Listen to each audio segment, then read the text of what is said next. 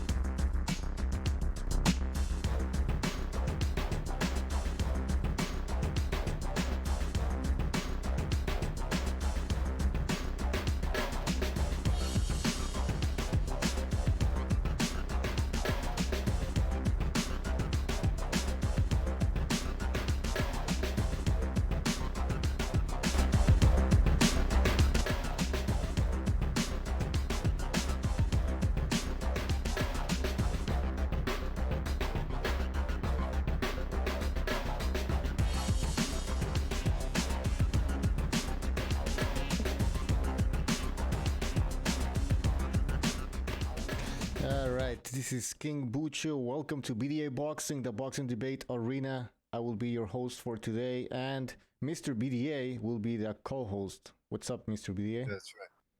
That's right. Can you hear me? Yep. Perfect. Hey, where's the sign that says? Oh, there it goes. All right. That's right. That's right. It's my That's right. party today. Yeah, Well, King yesterday Bucho. what were you saying yesterday? Like, you're ruining my party. Yeah, because Head Honcho called in, and right away he starts talking about how we're dissing Deontay Wilder. He starts getting it on with recognize. He was ruining my party. It was my party. I know. He was ruining everything, basically. It's not that bad. It was an entertaining call. Right. Yeah. Well, people, the phone lines are open if you want to call in. Before we get into what the topic of the day is, let's give some shout outs. Official boxing scorecard in the chat. Hello, my friend. Hello, my friend. Hello, my friend. Hello, my friend. Same Brit. Hello, Poppers. Poppers? The fuck is that? Rick Rocket says warning. Lol. Every time somebody writes lol, I'm gonna do lol. How's the volume? Everybody, give us a lowdown on how the volume sounds. Yeah. Shepard says, shout out to Shepard Sons, by the way. He says it's low. Okay, hold on. Yeah. Might have to boost that either to OBS. Holy shit! OBS was fucking low as hell. I hate this fucking shit. Yeah, it changes itself. Oh shit! Well, you tell me now if I'm too No. high. Yeah, the thing he was all the way down. OBS. So yeah, holy shit. So maybe the intro was all fucked, man. Anyways, Everybody's heard the song a million times now. I love that song. It's a pretty good song. All right, Yes. come on. Honestly, I can't do it, man. The best part is when Stu says, "I can't do it no more." It's true. Some of you people just drive us fucking crazy. Let's be honest. Oh, wait a minute. Now, official scorecard says the volume is too high for both of us. No, seriously. If we're gonna get out of this intro unscathed, you guys have to let us know, man. Come on. Is How's the the volume sound, too high? guys? Is it better now? Actually, you know what? You keep talking. I'm gonna go on the phone Alright. and figure this shit out. So you keep talking, No, keep it babbling, keep says- saying hi to everybody. Yeah, the shipper sound is fine. Official says just your sound is a bit high, or high. Very loud says blues boys. Blues. Why are you saying blues boys? Blues. Keep going, boxing. keep going. Hello. Yeah, just let me know if the sound is too high. Okay, now official saying I think BDA's volume is louder than Bucho's. Oh yeah, that's what you said. Yeah. All right, now, God damn it. Talking about Boy, ruining parties. can you guys This hear me? party's ruined. I can hear you. Yeah. Yeah, I think I sound. You just here's all you gotta do. Here's all you gotta do. Just here's all you gotta do. Just lower my volume on the Discord. Oh, okay. Yeah, that's a good point. All right, I'm back all because right. I was on the I was listening on the phone. So yeah, just lower my volume on the Discord thing there where you see all the callers. Yeah, you know. I did. All right, so that's about so that's all you gotta do. So that I don't. But then again, everybody needs to hear my velvety voice. So if it's too low, that's a problem too. Is it better, guys? Because we gotta move on here. Yeah, we gotta move on. We gotta move on. All right, we already have Stu on the line. Oh. He went to get some coffee. I don't know if he's there yet. Mm-hmm. Well, if he's there, he'll unmute, I guess. Yeah, I'm here. Perfect. Welcome to the show, Stu. All right, let's get down to business. So I don't know if you guys saw that video from Barbershop. If you don't know who Barbershop is, he's an LDBC, how would you contributor? I don't know how the hell you call these people. But anyways, he didn't get, he basically got kicked out of the PBC in the sense that he can no longer get any, well, how are you calling press credentials? Mm-hmm. And so now he's crying about it. I don't know. He's what? You have to pinpoint. You have to be. He can't get any credentials for PBC. The PBC revoked his credentials, and this is a big deal because. But full disclosure here, you guys are gonna have to fill me in on this because I don't know much about the guy about Barbershop. All I know is that Buchus told me that he's LDBC. He showed me a video where the guy went after Steve Kim because of Clarissa Shields. He didn't like that Steve Kim was going after Clarissa Shields. And that's about all I know. Now what's going on is Buchus showed me that video where the guy, Barbershop, is complaining that the PBC revoked his credentials. All right, Chris K says BDA voice with that Barry White voice. Basically. Oh, come on. It's not that low, my voice. No, he says he's better than Barry White's. I know, but I don't sound anything like Barry White. I sound like people tell me I sound like Vladimir Klitschko. In fact, Joe Lopez says I sound like Count Chocula. Anyway, listen, this isn't the BDA show today. This is about so Barbershop Bucho is he got his credentials revoked by the PBC. Yeah, exactly. And so we're gonna be playing some clips. T Street Controversy. He also analyzed that Barbershop video. He was basically commentating on what Barbershop said. So, all right, we're gonna go through it a little bit as well. I think it's gonna be interesting. I actually want to know what you guys think about this whole thing, because some people are actually starting to turn on Barbershop, which is surprising because this should have happened a long time ago. Because I believe that this guy is clearly a race baiter. But if you disagree with me, that's fine. Just let me know why you disagree with me, all right? We're going to take phone calls as well. Stu, do you know who Barbershop is? No, he went to get some more coffee. Okay. Yeah, I do know him. Don't make a habit of listening to him, though. No, me neither. Bit retarded for my liking, so I've not really. But I do know who he is. Is he the one that keeps riling up Eddie Hearn as well? I think he's had a few interviews with Eddie Hearn, hasn't he? Yeah, and it's funny how he talks about Eddie Hearn and he complains about Eddie Hearn, but Eddie Hearn actually gives him interviews. You know, I've never seen Barbershop interview Al Heyman. So, or Bob Arum. Maybe he did it a long time ago. I think because he kept saying that, I have Bob Arum's phone number. I have Eddie Hearn's number. But I don't know. I never seen him interview Al Heyman. So why are you criticizing Eddie Hearn that much? Here's my question, because what happens with this guy is that you're saying he's a race baiter. And today, before doing the show, I try to catch up and study who this guy is. And I watch a couple of his videos. Mainly, I watch the T Street video where he did 2 videos analyzing the Barbershop, his rant against the PBC. Now he's everything that people have criticized, including on this show, that we've criticized the PBC, and the LDBC denies that criticism. And now all of a sudden, all those points are true. So it's gonna be interesting to see. To hear those clips and see and hear people's opinions on whether the PBC detractors are right, whether they were wrong. And we're also going to talk about Bucho. I want to talk about, when I get the chance, talk about the PBC, digital media, social media, these new platforms, because he's talking a lot about how he can effectively make some change through his followers. So I want to talk a little bit about that, about whether YouTubers do have more power than before and how that can play into the equation in making fights.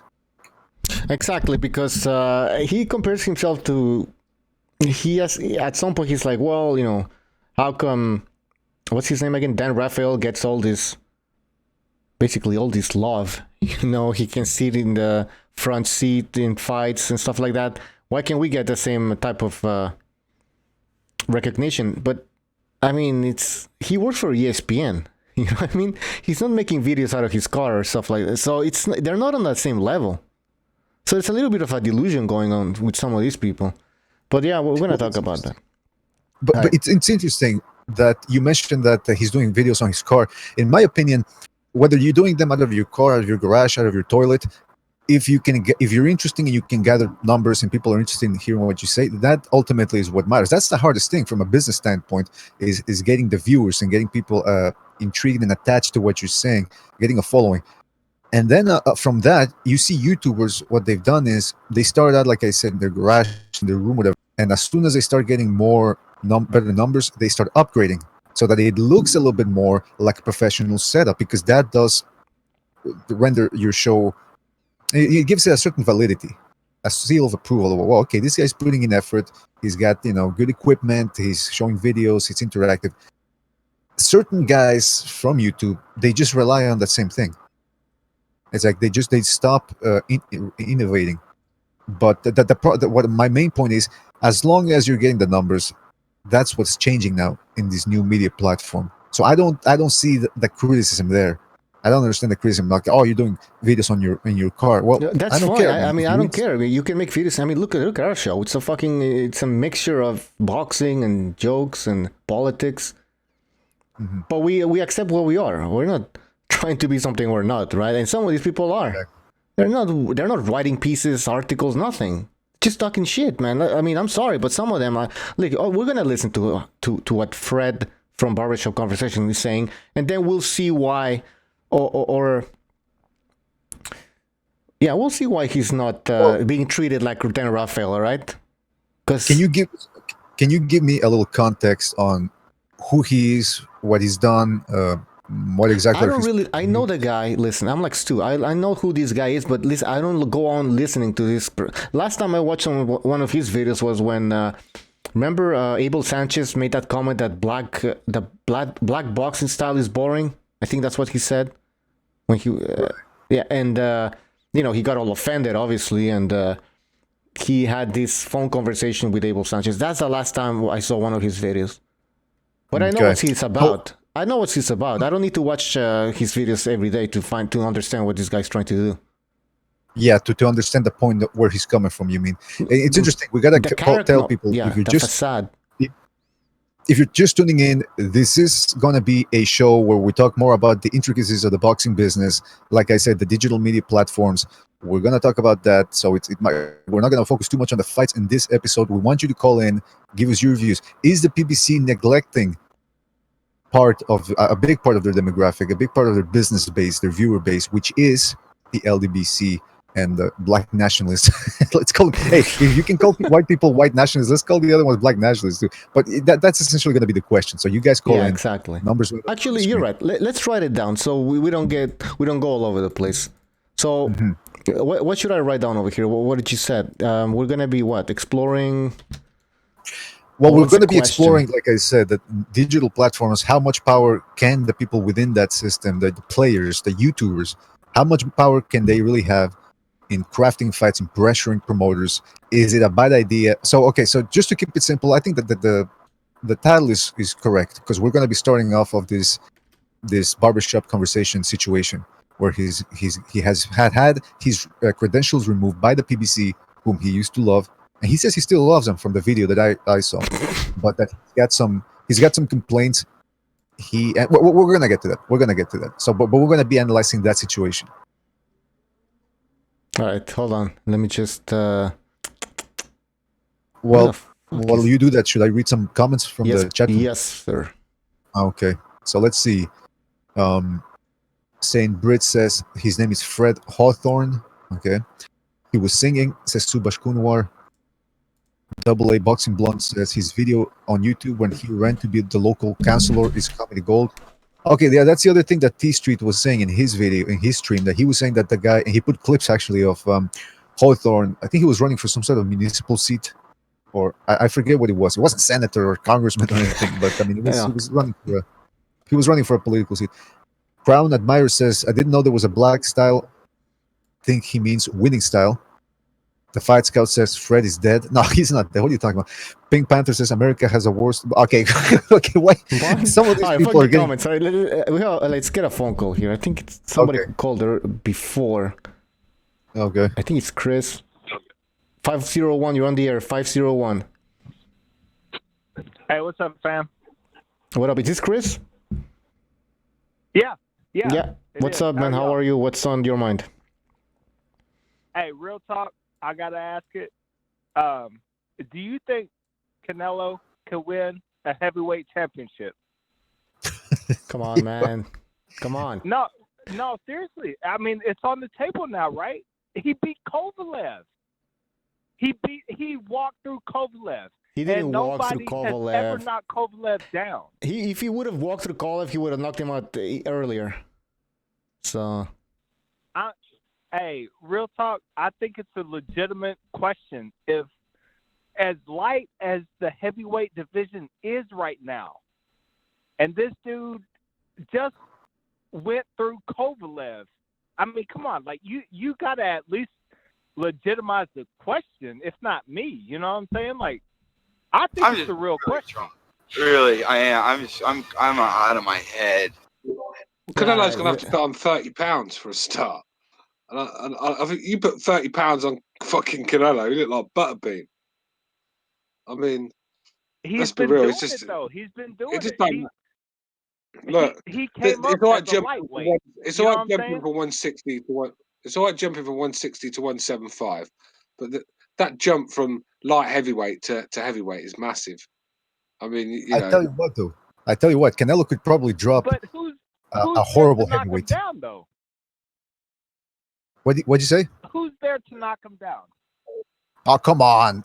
Okay, I think Chris, you're getting into the spirit of the show a little bit too much with your sarcasm. No, I'm for real. I am absolutely for real. I truly believe in this day and age with the heavyweight competition as light as it is, that a guy like Canelo can absolutely. Okay. So you think Canelo can beat Chisora? I think Canelo can beat anybody up there. I don't know. He beat Deontay Wilder, 6'5". This is not true. All right. Well, listen, that's your opinion. Yeah. Tell us how he's gonna break it down for us a little bit. Do us that favor. Man. How's he gonna get inside past Deontay Wilder's reach? Wilder's reach? Look, Wilder is a ballroom brawler. He started fighting like at 30. You know what I'm saying? Like this dude, he is not any kind of technical fighter at all. How's he gonna do it? I know that, but there's a big difference. There's a big size difference. Come on, man. That Canelo is gonna have a problem at all if he were to fight a Wilder. I really don't. How is he gonna get past the reach? You can only be the biggest, baddest man for so long. Trying to answer my question. That studies a book realizes that. Chris, how's he gonna get past the reach? It's a 6'5" guy there who hits like hell. He's the hardest puncher in the world, or one of the hardest punchers, if not the hardest puncher. How's he gonna get past the reach and get past that right hand? Tyson was 5'10". All right, we're gonna move on, man. But thanks for the call, because we're gonna talk about something else here. Y'all do that. But I'm telling you, Tyson was 5'10". Okay. Are you gonna talk to me Canelo's about Tyson? height? Yeah. Okay. So same style, right? They had the same style. Tyson was 5'10". Yeah, but how did Mike Tyson fight? All right, listen. We're gonna have to move on, but thanks for the phone call. All right, next time when we talk about Canelo, we By can. the way, All right. Yeah, Canelo's 5'9", by the way, Yeah, and I think he's 5'8" and a half. 5'7", So he's not anyways, 5'10". We're getting off topic. God damn it! All right, All right. now, holy shit! I was gonna show you this little clip. Hold on, I have the time. Yeah, go ahead. But was that Chris K or that's another Chris? It's I don't know. No, it's another Chris. No, it's another Chris. Chris K is undercover Asian. Anyways, Yeah. I just Doing wanted the to make right sure, thing I don't think I've for ever the right I don't reasons. talk to this guy. All right, hold on. All right, let's move on. I don't let people walk over me at all. That's the strength of a real black man. That's right. I don't know if y'all have ever met someone who's willing to die for his purpose. I'm not willing to die for a boxing match. But if it means the advancement of my people, of my black men, I'm going to do it. All right, so can we take this guy serious, man? That's what I'm saying. Yeah, go ahead. Stu. Well, after listening to that, no. I mean, what the fuck did I just listen to, man? Now, the reason why I play that part is just to show you, for those people who don't understand, this is why the PBC doesn't want this guy to be running around backstage and everything. I mean, would you allow this guy to be asking questions to your fighters? Absolutely not. He's not even mentally all there. This is supposed to be a boxing channel. I think he had a pass, and I think he took advantage of that. You know, I think he was just trying to be the devil's advocate, trying to cause a stir to get views. I mean, he used to call Eddie Hearn all sorts of names, but Eddie Hearn was the only guy that used to bring numbers to his channel. If you look at his numbers, they suck. It's only when Eddie Hearn's on there he gets decent. I think he's just upset a few too many people, and I think that's what it's down to. I don't think the one thing he's done is an accumulation of things, because this guy has been quite a nuisance in the press conference, especially in America, because you know he's not coming to the UK. I doubt he even knows what a passport is, so he's definitely not coming here. Well, he's a millionaire. He doesn't care. He claims he's a millionaire. You know, he must be getting paid in Italian lira then. Yeah, he's a millionaire with PayPal and Patreon links. I mean, come on, man. By the way, over here at BDA, we are not millionaires. So he brought this on himself. He brought this on himself by acting the clown. You know, this is a serious business, and he's upset a few people. And look how many chances Eddie Hearn's given. And I wouldn't be surprised if Eddie Hearn's had a little say in this as well. So this guy claims to be a millionaire. Is that what you're saying? Yep. And has he given any indication of where he got that money from, or what his line of work is? Has he given any indication of that? Well, it's not YouTube views, that's for sure. No, he hasn't. And then, like I said, I don't watch all of his videos, so maybe one of those videos he mentions it. I don't know. In this video, he mentions he wrote 3 books or something, and he was Teacher of the Year. Teacher of the Year? Yeah. Isn't that like Principal Skinner, where he has a lot of degrees. Yeah. Okay. So essentially, he claims he's a millionaire. He claims isn't he the guy, Bucho, that you put a video on him once that you showed me, where you said, "Look at this guy," and it was him. He was in a basketball court, really playing up the stereotype and talking about how proud he was to be a black person. Yeah, was he the one? That's him. Yep. Okay, so he from a business standpoint, he's really playing out the black pride angle. He's a smart guy. That's I have to admit, because he knows who his target audience is, and he plays that. Right? He plays that character. Like, he's all for black people. Like, and these people buy it. Well, now the question is then, that's now that we've established who he is and what he does. Why did the PBC pull his credentials, his press pass? That's what I'm trying to find out. So if anybody can let me know exactly what happened, maybe like Stu said, it's not just one thing; it's a accumulation of events that have happened in the past. Man, like that Andre Ward interview, remember? But that wasn't with the PBC though. But he has a reputation of just steering controversy. Well, Pucho, I sent you the link there for the boxing scene. There's actually a boxing scene thread somebody created today, I read it. Yeah. And it says, I don't know if you can put it on the screen there, but it says, "Wow, vital LDBC channel blacklisted, wages war on Al Heyman."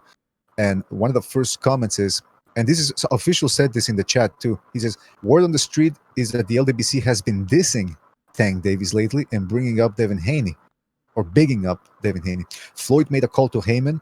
LWBC channels are getting stripped of their credentials. The LWBC monetize anyways. They're beyond caring for any PBC security." So that's one theory. The theory is that they threw Tank Davis under the bus for who knows what reason. I mean, you know, the I remember as well. The media is fucking it's a haven for snowflakes. You know, they're always offended, aren't they, the media, about something or someone. And if you go in there with that, like I said, that nationalist pro-black agenda that he does, then obviously it doesn't look good for business if you associate yourself with them, especially if you're trying to hit a fan base of all nations, all races and nations, shall I say? Do you know what I mean? If you just want to be for the black power people, then you're sort of harming yourself because the numbers are not that great. But I think that's probably one of the reasons. He's playing up, you know, his disrespectful interviews. I mean, the list goes on. So that's my guess. Like I said, I don't watch much of it. This is all new to me. I didn't even know this how much I watch this guy. I usually know after a couple of minutes whether I'm going to, you know, watch these people again, and usually it's a no. Well, there you go. The other thing is that I saw that interview, or if you can even call it interview, was more of an ambush. He went over to Steve Kinn and blindsided him, and he essentially said that why is it that every time a black fighter does something positive or that starts getting some clout, you right away you criticize them. And Steve Kim said, "No, well, that's not true." He says, "I'm a Jarrett Hurd fan." He said, I think that Tank Davis is the best 130-pounder in the world." And I forget, he says he liked Deontay Wilder. And then this guy, Barbershop, remained silent for about 2 seconds, and then he goes, "But you're not consistent. You're not consistent. I mean, you're consistent with your hate." And I'm thinking, he just told you he likes black fighters, and he told you which ones he supports and which ones are good for the sport. And the other guy he didn't know what to do, so he just doubled down on his agenda. Yeah. I'll tell you how sensitive the boxing community is. Kugan Cassius will not make a prediction on his channel. You'll never find him making a prediction. And do you know why? He's made it clear. Because he said if he predicts a fight, the other fighter might get upset with him, not give him any more interviews. That's the sort of business we're in. You know, snowflakes. So I remember when I used to do some stuff in the Boxing Voice, I had control of the Twitter and the Facebook. Just I was off with an injury, so I had some time on my hands, and he used to go off his fucking nut when I used to say something about a fighter. So like Alvarado, I criticised Alvarado's performance, and he'd be like, "You can't criticise him, you know. He won't give us an interview in the future." And with that thinking, you're not getting real media. It's just fucking bum lickers just saying stuff so they can get another interview. And like I said, Kugan harms himself really by not doing predictions. But in the long run, he's thinking business and thinking, you know, and that's what the boxing community is like. Very, very insecure they are. It's interesting though, because that happens especially in the UFC. It's renowned for taking away press credentials to guys that are critical. You know, Dana White, he pulls the trigger pretty quick. He doesn't care about anybody. He's a pretty, I would call it, cold person when it comes to that. He will remove. I don't like that. I don't like the fact that, because it's essentially what they want. They want to build a cocoon, an echo chamber of nothing but positivity for the company. I don't like that. And that's why I don't appreciate this situation. But at the same time, if we have to look at it objectively, put it this way, because we got Kelly Swanson on the thumbnail. Now, for those of you that don't know, and T Street explained this in his video, who is Kelly Swanson? Well, she's the PR person, and I think right now she's the PR person for the whole PBC stable, if I'm not mistaken. And I've seen videos of her. She's always in the background in certain videos, and she's pretty hands-on. She always goes in there to control the situation to the point where it gets annoying, but that's her job. She's a publicist. Now, I'll tell you this. She doesn't. There's a video there, and I sent it to Bucha too. I think it's from a couple of years ago, from about 8-9 years ago, maybe. Radio Raheem was trying to get an interview with Mayweather. Again, Radio Raheem had been critical of Mayweather, and you see the video. He can't get close to Mayweather. And there's one point where this woman, Kelly Swanson, gets close to him and starts chastising him about, "Hey, if we get to you, we get to you."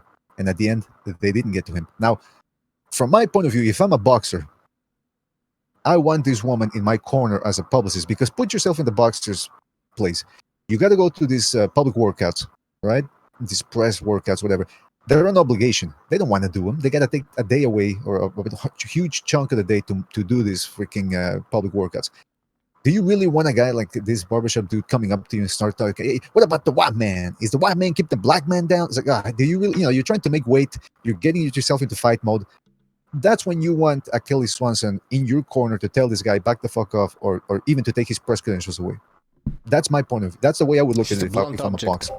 And I said it's not good for business as well. Look, I mean, when he collared Andre Ward, I saw that. And Andre Ward's like, listen, I've got my fucking father's white. I ain't getting into all that shit. You know what I mean? And it's embarrassing that he even got asked that question. All the questions you could ask Andre Ward about boxing, and he jumps into the race thing. And I think they just realised the guy's a fucking clown. I mean, what is it? What numbers is he bringing to the PBC?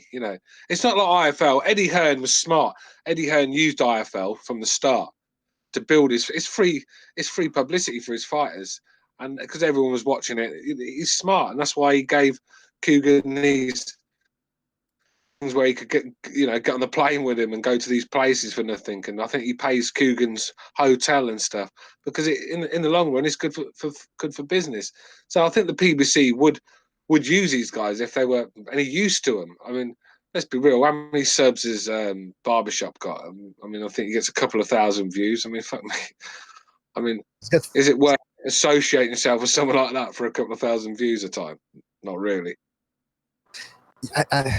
I don't think it's from the little I've seen for his videos. It doesn't. I don't know if he's a bit delusional or if it's a combination of being delusional or playing that angle up for views and for contributions. Because there was even one video that I saw today where it's an old video, but he's talking about how he believes he's just as influential as Eddie Hearn is in the boxing community, and he was sort of making indirect threats about how he could really hurt Eddie Hearn financially if he tells his following to pull their viewership from Eddie Hearn, something like that. I'm thinking, wait a minute, come on. I mean, look, 48,000 subscribers, that's a lot, but let's say you did give an order and say, hey, listen, you guys stop, boycott Eddie Hearn. You think 48,000 people... It's not about the subs, bro. It's about the views. And, like, Ellie Setback's got fucking thousands of... But no one watches that clown anymore. And like I said, the guy's not bringing major views. And how many of them people that follow him pay for the boxing? I mean, you've got half that, at least. So, I mean, what numbers is he bringing? I mean, and let's be real, if you're a boxing fan, are you going to stop watching boxing because Barbershop Boxing told you so? Get out of here, mate. Take that back. I mean, recap that statement because I didn't stay overnight. I didn't really spend no money. But I spent the day, my family day Sunday, because I disagreed with Andre Ward. I can understand. This is one of the best parts. It sounds like he's making a threat towards Al Heyman. I mean, it's kind of weird. You guys were gonna see. Look, hold on. Here we go. So I'm just saying, the gloves are off. If you're not gonna protect me, Al Heyman, and keeping this woman in power, and you know who I am, and you know what I stand for. He's about to cry. And you gonna say, oh, well, we'll just step him to the side and keep business as usual. No, I'm not going for it. Who does he think he is? I'm feeling another low place video. You know what? Some people are saying that he's like a step away from going postal or something. That's the thing, though. This is something that I've mentioned before, and Thunderdome put it in a more eloquent fashion when he was on here one time, and he said that these people they look at boxing as if it's politics or something. Listen, I remember Lopez used to do that too. He would talk about like, I don't back down from nobody. I'm here to speak the truth. I'm thinking, all right, it's boxing. It's a hobby. Stop trying to make this out to be like we're talking about civic nationalism or something. And here's the other thing. It's kind of like the Cold War.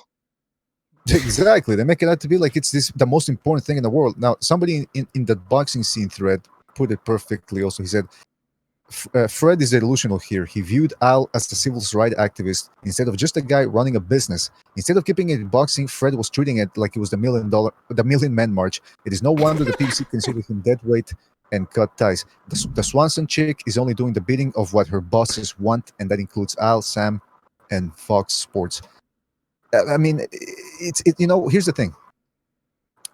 They try to make it, again, if it's, let's say it's Donald Trump, the president of the United States, and he starts barring people from asking him questions. He always avoids certain journalists, or he starts jailing them or whatever. That's illegal because it's politics, and you should always be allowed to grill politicians. In this case, it is a business. If they don't want to give you a press pass, they don't gonna give you a press pass. I don't like it. It shows that you have maybe something to hide. But again, I understand their point of view. If this guy is making it racial all the time and creating a narrative that creates more problems than it's worth, this ain't a Google, YouTube censorship issue. This is a company that says, listen, we don't want you asking the type of questions that you're asking. And he, from what Butcher, you play the clips, man, because from what I've read or heard in T Street's videos, he'd already been warned before. So this didn't happen out of the blue. Exactly. So yeah, it wasn't a single event that triggered this whole thing. But listen to this. Integrity sometimes. I've done thousands of videos protecting Al Heyman and PBC. And excuse me, I'm using the word protecting, advocating for the truth. Reminds me of that scene between Jesus and Pontius Pilate in Passion of the Christ. Remember? What is truth? That's what this sounds like. Very philosophical. Protecting. I'm sorry. Oh, no. Protecting from what, anyways? And then, that's what I wanted to ask you. Yeah. Hold on. There's more gems over here. Yeah, but he said talking the truth. Whose truth? Which truth? You know what I mean? That's what I'd like to get a little bit more context on that one. This guy, you know what I also think he's a con artist? Listen to it. He starts bringing his family into this, like how he has to fight for the family, with his family. But fight against who? What's he even talking about? Just listen to it. You got to know something. I unlocked that front door in my house. I earned those degrees. I have to protect that my beautiful daughter that just walked in this room. My son is in school right now. I pay $1,100 a month to keep him in school.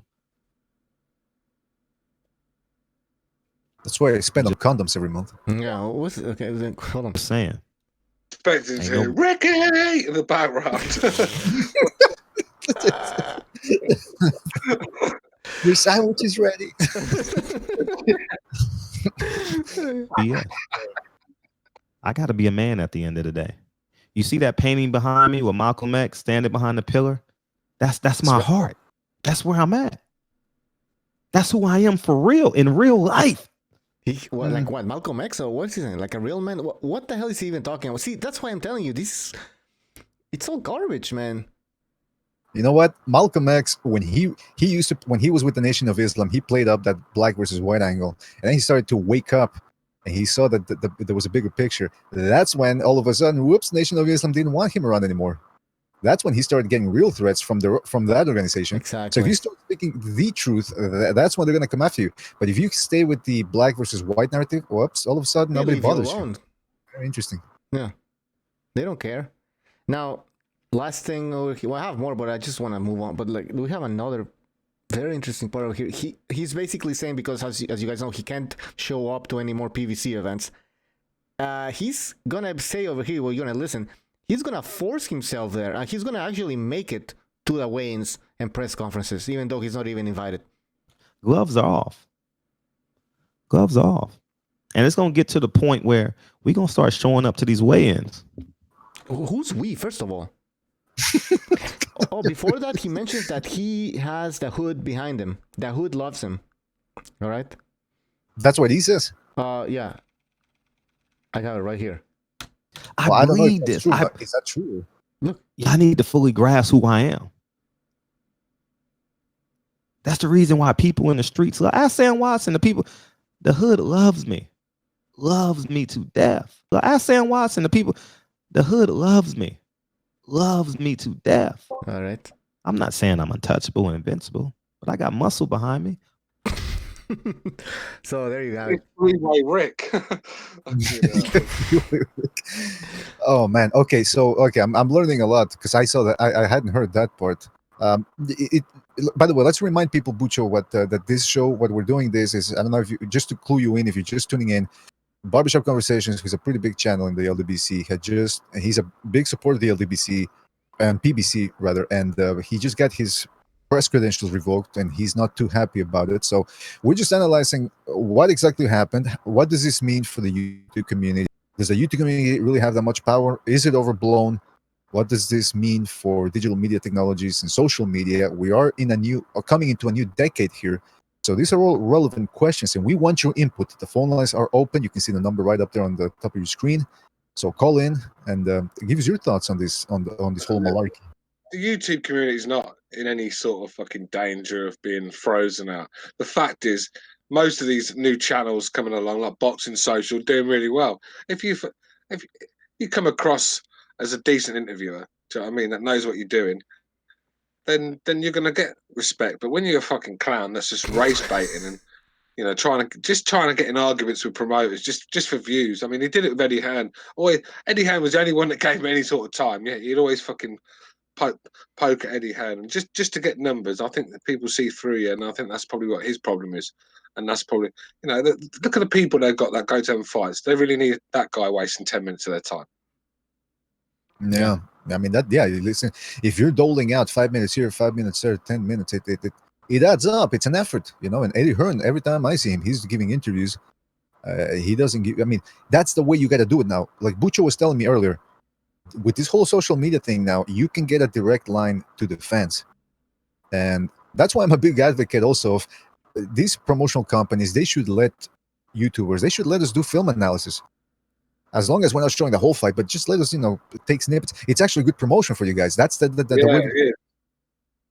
It's like with Top Rank. The problem is these big corporations are actually, they're going after the YouTube money as well, because there's a lot of money involved. If you notice, they've all got channels. Sky and BT, they're uploading fights the next morning, sometimes the same night, and they're getting millions of views. They're fucking. They've got their fingers in the YouTube pie as well, mate. So why are they going to give other people the rights? And it's greed. Do you know what I mean? Mm-hmm. Yeah, absolutely. That's what it is, bro. Absolutely. But at the PBC, one thing I like about them is they put their fights on there, man. I mean, Jared Herder versus Julian Williams. After it aired a couple of weeks later, I believe it was, they put it on there. And I didn't have to go to Dailymotion to watch it. I didn't have to torrent it or anything. It was right there. I said, fantastic, good quality. Yeah, but BT and Sky, they're putting their fights on the same night sometimes. And really? And next day, yeah. I mean, that KSI thing was uploaded about 2-3 hours after the fight had finished. A couple of hours, I think it was. And it was straight up. Because they're making millions. I mean, look at the views it got. They're making their money from the YouTube as well. Why? They're thinking, why let everyone else cash in on their fucking content? So they're starting to do it. And I suppose that's why the copyrights are getting even stricter now. Yeah, maybe. That's a good point. The thing is this, like, for example, the Amir Khan versus Terence Crawford. I tried to do a film analysis, and then I encountered a little trouble from Top Rank, and I said, all right, fine, I'm not going to push this. But I remember thinking at the time, look, this is Top Rank. This fight, you need the publicity. It's not like they're not going to make $1 million buys from this. It's nobody. Amir Khan, a guy who's been knocked out more times than my ex-wife. And then you got Terence Crawford, he went on the Joe Rogan podcast, by the way. And usually they have what they call the Joe Rogan effect, where if you go in there, all of a sudden you get a big boost in your social media and in your presence and all that. Terence Crawford didn't really get that much. Why? Because he's a dull personality. He's not going to crack jokes. He's not going to be charismatic. He's not going to give you uplifting advice. He's just there saying, yeah, I'm here to do what I got to do. So you got that guy and you got Amir Khan. You don't think they need a little publicity? And I'm not saying it's Top Rank necessarily, the higher ups. I'm pretty sure Bob Arm is not surfing the web and YouTube and saying, take this down. They give the directive to a third party or second party service. They're the ones that go in, they check the algorithms or whatever, however they do it, and they shut these channels down, which or take the videos down. But in my opinion, it's a bad strategy. So that's what we're talking about right now. Digital media, man. It's about maintaining some sort of integrity, man.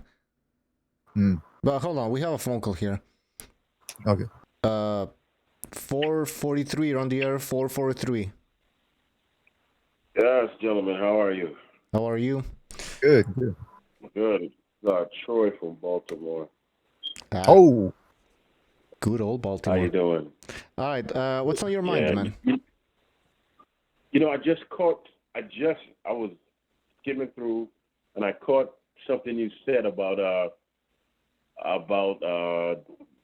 fight analysis, and you know these companies should let the podcasters do fight analysis when the fight is on. Did you say something? Yep. I don't know which one of you said it, but somebody said, yeah. I disagree with that on this because there's so many podcasters who don't know a damn thing. They're just talking to hear their own voices, and I think that's why they really don't do it because a lot of times these cats don't respect the sport enough to study it, and they're not educated enough. They're just giving opinion, but they're not giving reality. Kind of like what HBO used to do. Let's say fighter A was their fighter, right? And fighter A just got caught with a left hook. They'd be like, "Wow, fighter A just landed a hell of a right hand." No, he didn't. He just got punched by a left hook. It's just very biased. Yeah, I've seen those videos. Yeah, Adam Smith's terrible for that. And a fight will get caught with a fucking monster shot, and yet he's great counter shot. I mean, what counter shot? The guy's fucking rocking all over the place. Right. I mean, what are they seeing? Right, and now this thing with the what is the headline you have up with the PBC and da. Who's that guy? Fred from Barbershop or whatever, right? Yep, he's complaining that I'm not really reading it. Yeah, go ahead. Yeah, to me, I mean, you know, I heard bits and pieces of the story. I really am not subscribed to his page, but I went on and listened to the interview. What you have is someone who thought he was more important to others than he really is. He overstepped his bounds with somebody, and then he got chastised for it, right? Yep. And he's wondering now while the cool kids actually are slamming doors in his face because you were never cool in the first place. They were just allowing you to do what you do, but if you stepped over a line, they were going to push you right back to where you belong, which is on the little short bus. So he's back on the little short bus doing Troy, whatever to be fair and adding more details, we don't know what he didn't say why they pulled his credentials. In fact, I don't think he was told why either. I think they just pulled them and they didn't give him a reason. So at this point, all we can do is he's the one that got water chucked on him by Anthony Joshua. I'm going to use some common sense here. I'm just going to use some common sense, right? Because I know it involves a lady, right? It involves a lady who's in charge of something, right? Yeah, from the PBC. Okay, and she now here comes the controversy, and she's Caucasian, right? Correct. And he's African American, or no. Let me finish. Or he plays one on YouTube. But what he was thinking to me, because I used to listen to his show, and he is a flat out Sambo. I don't know if you know what a Sambo is, but I can explain it to you. But anyway, I think that he actually thought that he had enough authority and he was important enough to supersede this Caucasian lady. And whoops, no, you are not that important. At best, he's a gnat. He's a gnat, and he's nothing else. And now he's finding out just how important he is. What's a gnat? Okay, huh? What is a gnat? Annoying You call little him a gnat. fly. Okay, so are you saying this is a racial? A pest like a mosquito. Yeah. Are you saying this has to do with race?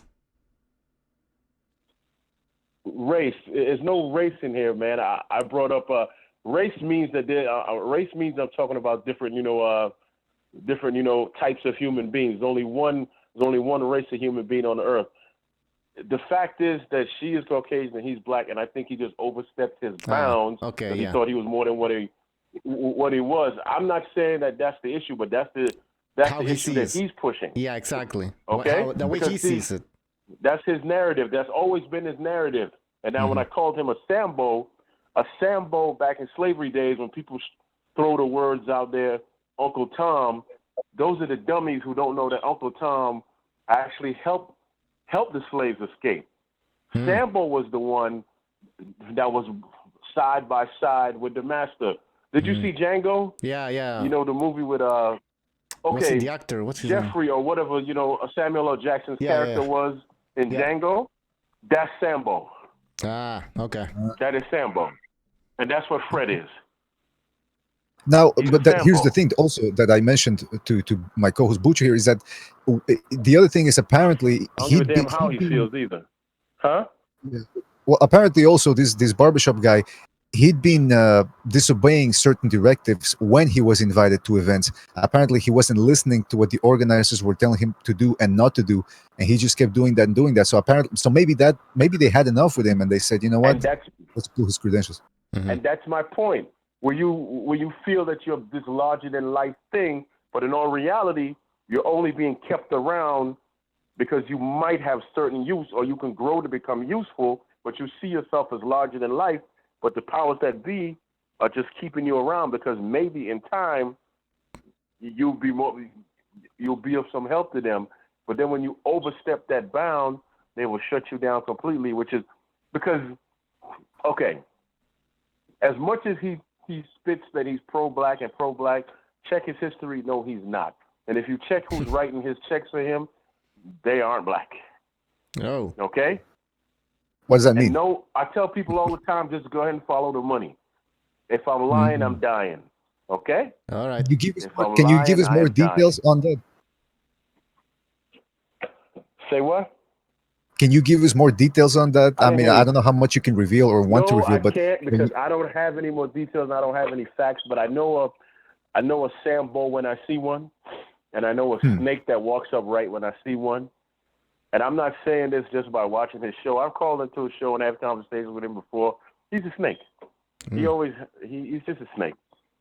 He's a snake. Well, I'll tell you what, man. I think a quote from the Bible that is relevant in here. But he who gives us more grace, that is why Scripture says, God opposes the proud, but shows favor to the humble. And I think more people should follow that. I don't wish any harm on the brother or nothing like that. I just think he's getting a dose of reality now, and he just has to deal with it. And we'll see how strong he is. You know, who does he side with now? Because everybody you were siding with has tossed you to the side like Alabama trash now. Right? Yeah. Hi. One last question, though. I mean, we're talking shit about this guy that he's fake and all, but how come he has like? I'm not talking shit about him at all. I'm not, okay. Yeah. How come he has 40,000 followers though? Let me tell you something. It's very easy for fools to follow. That's like asking me. That's like asking why people fight over a damn chicken sandwich and kill each other over a chicken sandwich. It don't take much to get fools riled up and to follow, does it? Yeah, no. Well, hold on. I would fight over a chicken sandwich. Come on, yeah, they're delicious. Mr. BDA, I wouldn't. Just like people could stand in line to buy shoes that cost $5 to $10 to make in China and pay $250 for them, but they won't protest for like better schools and better this or that, but they'll stand in line and pay $250 for a $5 to $10 shoe. That's a good point. See what I'm saying? Yeah. By the way, what's this other thing that I heard that apparently he preaches all this pro-black thing, but then he marries a lot to get the ones who are wise to come out. Because, his foundation, okay, this is my last comment. I'm sure you read the story of the three pigs, right? Yep. The first pig built his house with hay, and the other one might have built his with cheap wood or whatever. And the oldest brother warned them, you should use brick, and they all laughed at him. And the big wolf came and blew them both down, right? Yep. That's what happened to Mr. Fred over there. The big white wolf came over. He built his house on a very weak foundation, and now the big bad wolf is saying, we don't need you. Bye-bye. Y'all have a good day. All right, man. Thanks for the call. Great call. Call back all again. All right. We didn't get his name, but we're going to call him Guy from Baltimore. It's Troy, he said. Troy from Baltimore. He called before. Sorry. He called in another episode. I didn't have him on the list. Anyways, that was a great call. It's true. But it's interesting. He mentioned that and that's the other thing that T Street had also said in his video, that this man pretends to be pro-black, this and that, but then some of the things he does in real life are opposite of what he preaches. So it's like, well, that's what I wanted to add here was that, so according to T Street and the comment section that he has in his channel, is that this barbershop dude, he claims to be black this, black that, and then people started giving him heat because apparently he's married to a white woman, which Yeah, I don't have a problem with racial marriage, but that's apparently what people. Can you still hear me, by the way? Yeah, yeah. Okay, because it's asking me to join a call. No, here. it said Jimmy. He's there. I don't know. I'll take care of it. Oh God, we lost Mr. BDA now. Hold on, let me send him a link. Because we're trying to get Jimmy here. Oh, who's back? Who's there? I'm back. I okay. don't know. I clicked on. Yeah. Go ahead. And there's another phone call there for some reason. I don't know what's going on here. All right. Anyway, yeah. Supposedly he goes out with a he married a white woman, which I mean I don't. That to me it's all way too much drama. And but it goes to show you that people actually you reap what you sow. If you talk about race, black versus white, black versus white, and then it turns out you're married to a white woman, you kind of look bad. The race hustlers. They don't believe anything they say. They just say what they think people want to hear, and it gets them money. I mean, if you look at, Sharpton and Farrakhan, these people, they're fucking multimillionaires, mate. Mm-hmm. They make a very good living out of being race hustlers, and that's what these guys have latched onto. I mean, by the way, there's money in race baiting in America, whether you like it or not. I mean, there is, and that's why they're jumping on the ship. Do you know what I mean? And this guy's another one. Well, but you can't go with that narrative to mainstream stuff, to big boxing events where the mainstream, they're not going to have you around with that sort of opinion, and that goes for the white supremacists as well. It's interesting that you've been around the YouTube boxing community for longer than I have. I know Bucho knew who you were way back. I just started participating here about 2.5 years ago, 3 years ago. So, but before I used to go on the forums, and I used to see that there were 1 or 2 races that would go in, and sometimes they would get banned. There was one particular message board I used to go to where they were really free, and that's the spirit that I try to capture on. We try to capture on this podcast, which is to ban as little as we don't want to ban anybody unless it's really extreme. So that's I didn't encounter that much racing. It's only when I got here, boy oh boy, was it a surprise. People judging fights, predicting fights based on the color of other guy's skin, the showing support, some real. I mean, there's some real vitriol out there. I mean, some of the people that we've kicked out of this show, off of this show. I mean, just rewatch those old episodes with them, and there's some real hate being spewed. So, I mean, it's a reality call, like you said. I mean, it's there, man. Yeah, a lot of them come across as fucking nut jobs. They've got serious mental health issues. That's the way they come across. Some of these people, it's not just an opinion, and that's the way they've been, bred. It seems like a lot of it's mental illness, and just listen to them. I mean, they're not wired up right. So, and by the way, I think that's the biggest problem here. A lot of them are obviously mentally sick, and they've got into this pro-black stuff, and they're quite militant with it as well. But I don't fucking watch them channels, to be honest with you. I ain't got time for that. Listen, this show, again, for anybody just tuning in, we're talking about the Barbershop Conversation incident where the PBC removed his press pass, and all of a sudden now he's turning a little bit against the PBC. Well, he's trying to redirect his energy more towards the Kelly Swanson woman. So we're talking about this because it's important as YouTubers, because it is a new wave here. YouTube, social media. Let me tell you, I didn't have this in the 1990s. We had a shitty message board with shitty graphics. There was no social media. I couldn't really interact the way we're interacting now with each other. So it's pretty important and interesting to look at a situation like this where you have so many people race baiting, and then when it comes to bite them in their rear end, whoops! All of a sudden it creates more drama. So that's what we're discussing here. So call in, numbers up there in the description. Let us know what your opinion on this whole thing is, and where do you see social media going in regards to boxing, and how viable is race baiting in order to maintain a YouTube channel. I mean, because the chickens are coming home to roost here. That's what and now this fella talked a lot about race, and now he's redirecting the blame. Like I said, it's Kelly Swanson's fault, he says. It's not Al Heyman. He still loves Al Heyman, he said. See, now they're changing their story, because they were saying, oh, Al Heyman, he's in control, he's whatever, he's the man, right? But now they're saying, well, because what's his name again? Barbershop. He's saying, oh no, it's not Al Heyman's fault, because he's not actually in control, because the money's coming from white people. So now he's changing his tune just in order to avoid blaming it on Al Heyman. So yeah, so there's a bit. So which one is it? Yeah. So did he lose his credentials because of Al Heyman, or because of the white people that control or that give the money to Al Heyman? So it doesn't make sense. Yeah, By the way, Al Heyman is not thinking about this guy, man. Al Heyman is doing his own thing. He's running a business for the love of God. You think I doubt he knows who Fred is. All right. Mm-hmm. I mean, please, let's be honest. Let's be serious here.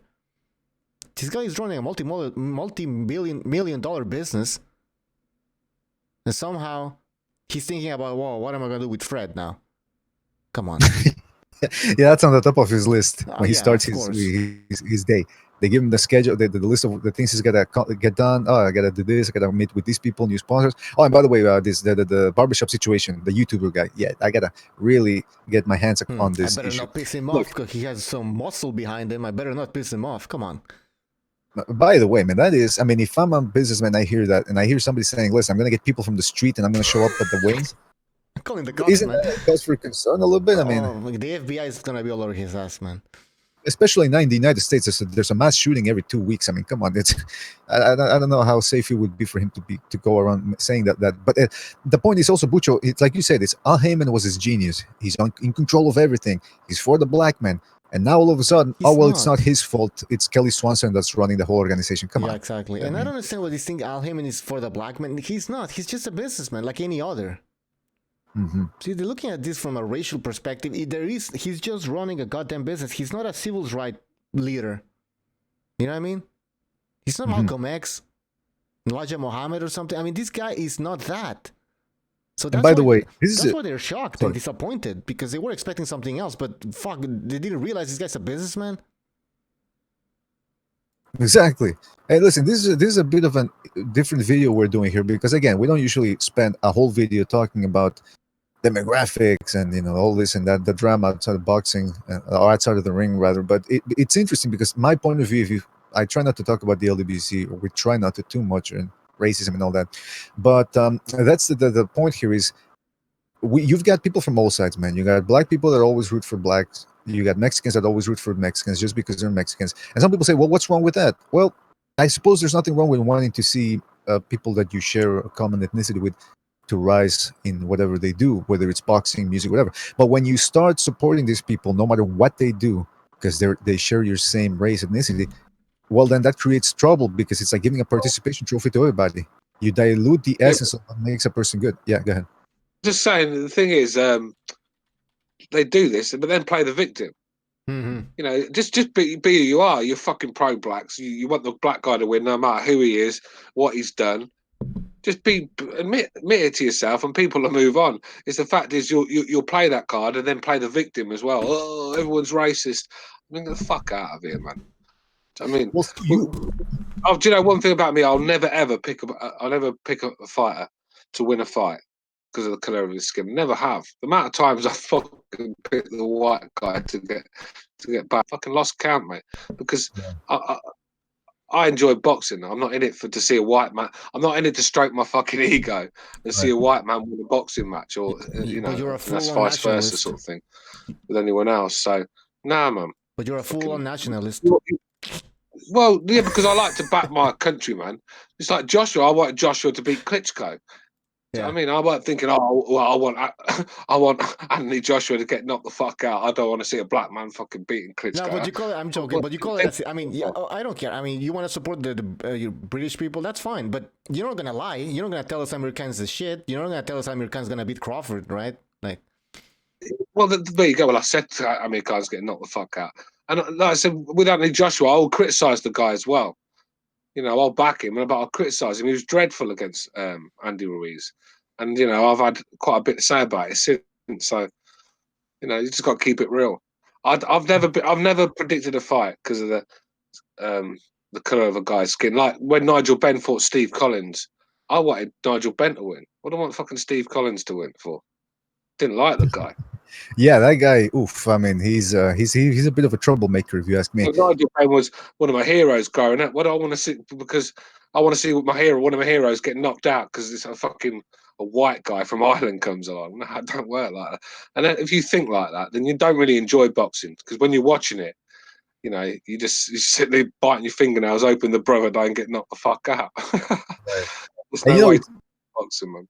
It's interesting because everybody always likes to focus on, when Tyson Fury versus Deontay Wilder, it's black versus white, blah, blah, blah. But what about, and it's going to sound cheesy, but it's the truth, because when Maidana and Broner fought, I was on the message boards. I was not in the boxing YouTube community, so I was cocooned from this whole race talk. That moment, Broner versus Maidana, most people were rooting for Maidana. It didn't matter where they were from. They didn't want to see Broner, who was very abrasive, filming himself flushing money down the toilet, just acting like a clown. And when he got beat up, man, it seemed to bring the whole boxing community together. So it can get... Yeah, but that wasn't a race thing, though, bro. I mean, he's just a piece of shit that no one likes. Exactly. So it's a bit like, that's different. It's when you want someone to lose, because like no one wanted Broner to get beat up because he's black. They wanted him to get beat up because he's a piece of shit. Yeah, that's what I'm saying. But that's what I'm saying. People ignored the race in that one, and it was about, listen, this guy robs us the wrong way, and he's not even pound for pound. He's overrated. He's been protected. That's the type of thing that boxing fans hate. They hate a guy who's protected by the promotional entities and the networks, and who's giving every chance to rise and very little to he's always protected. So that was one that brought everybody together. So there are some positives, man. It brings, sometimes we can help build bridges, but it seems like most people, like you said, Stu, this racial division does sell to a certain point, and that's what some of these people know. I think Jimmy is in here. Jimmy, is there? Oh yeah. Can you hear me? Yep. Perfect. All right. What's going on, man? What's up? Welcome to the show. Yes. Your thoughts on this whole situation? That fucking dude's a clown. Listen, I actually know someone who, Mike Montero? He used to when he lived in LA, like 3 blocks from him in Culver City. He drives around in a Tesla. It's his wife's car. He married an Asian woman who has money. So there goes so much of his fucking, militant black bullshit. He marries an Asian woman. He's an educated dude. I mean, you hear him talk about his, people don't know what I had to go through to get these diplomas. Like it's 1963 fucking Selma. You know what I mean, dude? Shut the fuck up. You know what I mean? Please, what? You had to fill out a couple of extra fucking grants? You know what I mean? Shut the fuck. Listen, this is what it is, man. And you put it on the news. You had that old fucking douchebag senator the other day on the news. White men. Every time you turn, white men is now is now an insult. What's his name again? Oh shit, I know you're on about. Who are you talking about, Jimmy? What's that? There was this broad on fucking NBC. She's a senator, but it's every time you put on the leftist news, they slap white men. They use it as a negative label. So he's smart enough to know. I guess he's got a master's degree. He's been to like a few different schools. So he's an articulate, intelligent dude. He knows what he's doing. Look at boxing is a niche sport. You go to like a football YouTube, American football or any other sport. I mean, there's thousands of YouTubers, and it's just a very selected few. Get anything. He knew all he had to do was he tagged on himself into this, rooting out the racial fucking injustices of boxing. And if you go to his page and honestly look, after 4 years of trying to root out the fucking systemic racism in boxing, the only thing they can point to, and they hop on it, is a fucking email, a Golden Boy email that was sent to them from a non-employee. So that's like, let's put it in perspective. For them holding Golden Boy, calling that, it's racist and trying to hold them accountable, that'd be like calling an Uber and the dude shows up and picks you up in a stolen car, right? And then you get arrested for being in possession of a stolen car. Like what? No, I just, you know what I mean? It's foolish. So for him, like that's the basis of their racism. Is somebody who doesn't work for Golden Boy sent an email with a fucking racial slur in it. Like, you shitting me? You clown. Yeah, they keep mentioning clown. that, but The top 5 earners of all and top 5 moneymakers in boxing are African American. It has been dominated from time immemorial by African American. And I don't give a fuck, even if the promoters are racists. They want, what's the color they most obsessed with? Green. And if a black guy is the Does that fucking include Al baddest dude Heyman? and is going to bring in the most money, so be it. Does that include So Al he's just Heyman? a fucking idiot. Eddie Hearn is doing a great job with some of these American fighters. I mean, the money he's making. I'm Tevin Farmer for a start. I said yesterday that guy was on the scrap heap when Eddie Hearn got him. I mean, he's moved Devin Haney further on. Devin Haney's making $1 million a fight at the moment with Eddie Hearn. I mean, fucking great money for a young guy that's not really done much at the moment. Let's just say that. So yeah, I think the promotion from the American side is just outdated. I've been saying it for a while. They're stuck in their old ways, the Americans, a lot of them, especially old school, and they don't want to. It's like Eddie Hearn. He embraces all sorts of things, like that fast KSI. I mean, I didn't enjoy it. It was a farce, but at the end of the day, that is going to bring more boxing fans on side. That's going to, whether you like it or not, that's going to help. And you've got to help this sport right now because we're suffering. The numbers are not great. Every other sport seems to be doing well, apart from boxing, and that's because the best fights are not being made. There's no one to make the rules. I mean, can you imagine Barcelona saying that no, they don't want to play Manchester City in the semi-final because they don't think they'll win it, or they don't want to, or they don't want to travel to Manchester. You know, it's just not going to happen. But in boxing, that can happen. You know, there's always a way out, and the sport needs as much help as it can get. Right, we got Troy back on the. I was gonna say we have Troy back on the line. I think he wants to say something. Troy, go ahead. Yeah, I do. I'm listening to everybody speak, and you all are speaking from a point of view that only because I'm going to assume that everybody on the panel, except for the brother who told me to come back in, is white, right? We have two white guys and 2 Mexicans. Okay, see, I'm the only one that sitting here that's actually African American. So I can make this simple point. I'm not upset with the LBC and all that. I'm upset with them for this reason. Once you take racism and try to use it as a weapon, then it takes away the importance of it when something really does happen. There's a little quote in the Bible that says no weapon formed against me can harm me, right? So if you constantly bring that up, what you do is you take away the importance of that word, and then when something really does happen, you can't use it anymore because you've already watered it down. Take the teeth out of it. Racism still exists. Okay, let me finish. Racism. Oh, I didn't know. I thought I was muted. I am 48 years old, man. I'm 48, and I'm a grandfather and all that. It still exists, and I'm tall and I'm dark-skinned. Anytime I walk anywhere, I know I have to walk a certain way. There's certain places I know that I can't go still in 2019. I can't get lost in Pennsylvania when I'm driving because I would get murdered. I can't get lost in Georgia. In the little towns, I will get murdered. So maybe I'm not hearing it right, but it seems that you all are thinking that, oh, well, you know, racism does exist. What I'm faulting this LB whatever crew is that they're taking it as a joke and just throwing it out there trying to rally people up to make money, but they're not really building anything. It's fine. Listen to me. It's fine if you all support all white people or all this or that. This is where the problem comes in. When you start telling others that they have to think like you and be like you, and then they push back and say no, and then you push back basically and kill them. And that is the history of this country. Okay? And that's just an honest fact. No, I agree with you. I think I'll give you a perfect example, right? I'll give you a perfect example. You know how many times in my life I've been called the N-word, and until I started reading, it used to bother me. That word has no power over me whatsoever. I can tell you what word bothers me, right? Gator bait bothers me. Now ask me why. I don't. You're coming up with all these new terms. You gotta explain them, man. Yeah, why? Okay. Back in slavery days, you know, the masters would take slave women and breed them.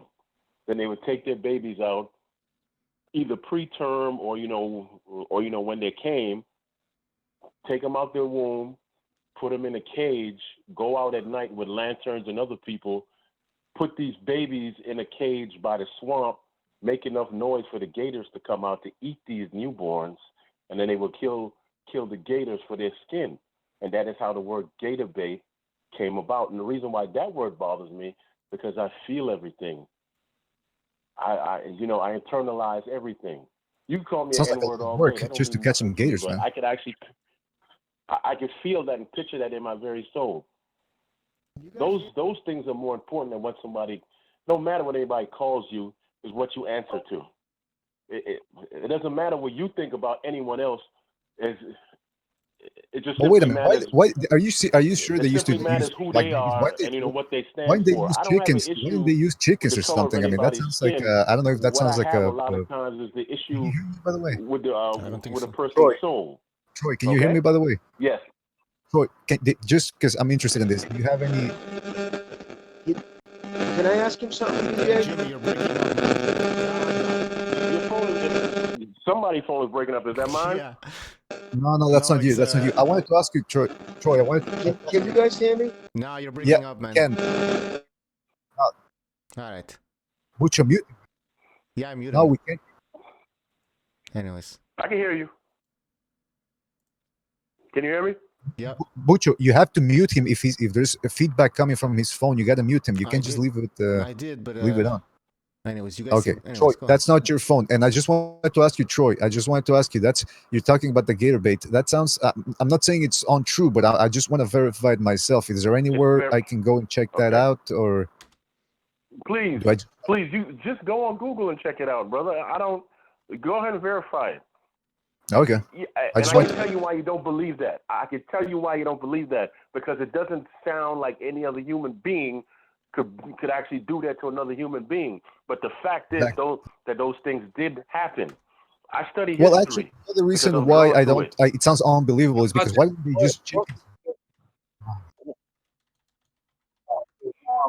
I didn't hear you, brother. Your phone breaking up, or is it my phone?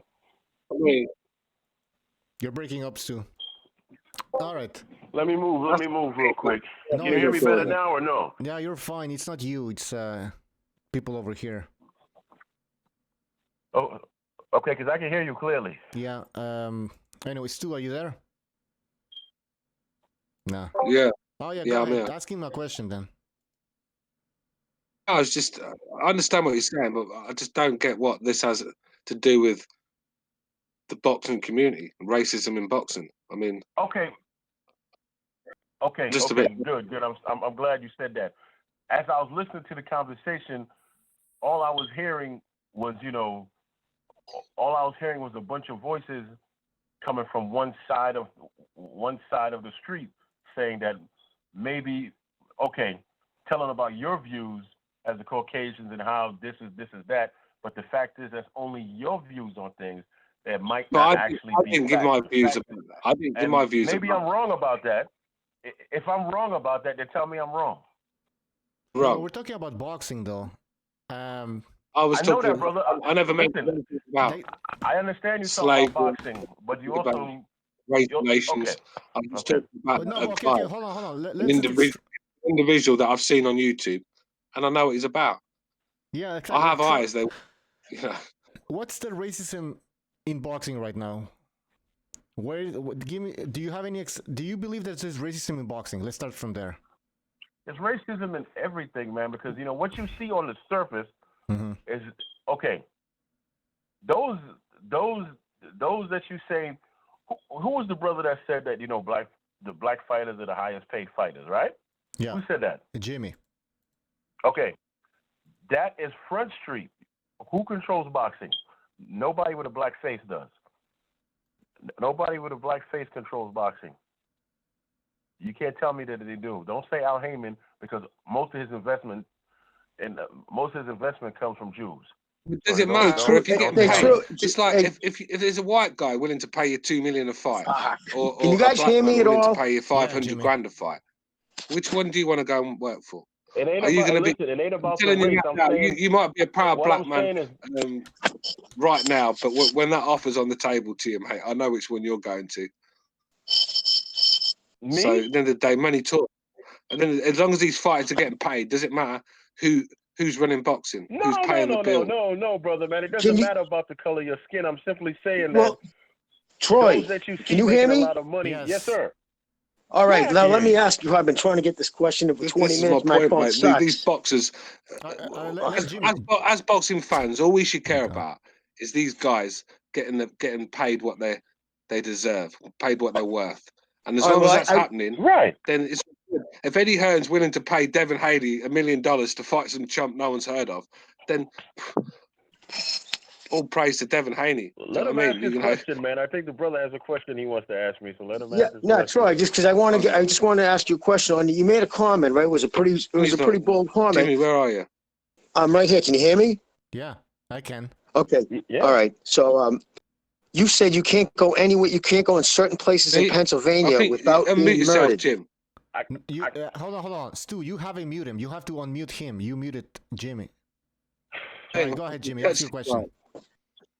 Oh, is that what's going on? Okay. Yeah. So can you just answer me that one question? You said you can't go to Pennsylvania without being murdered. What does that mean?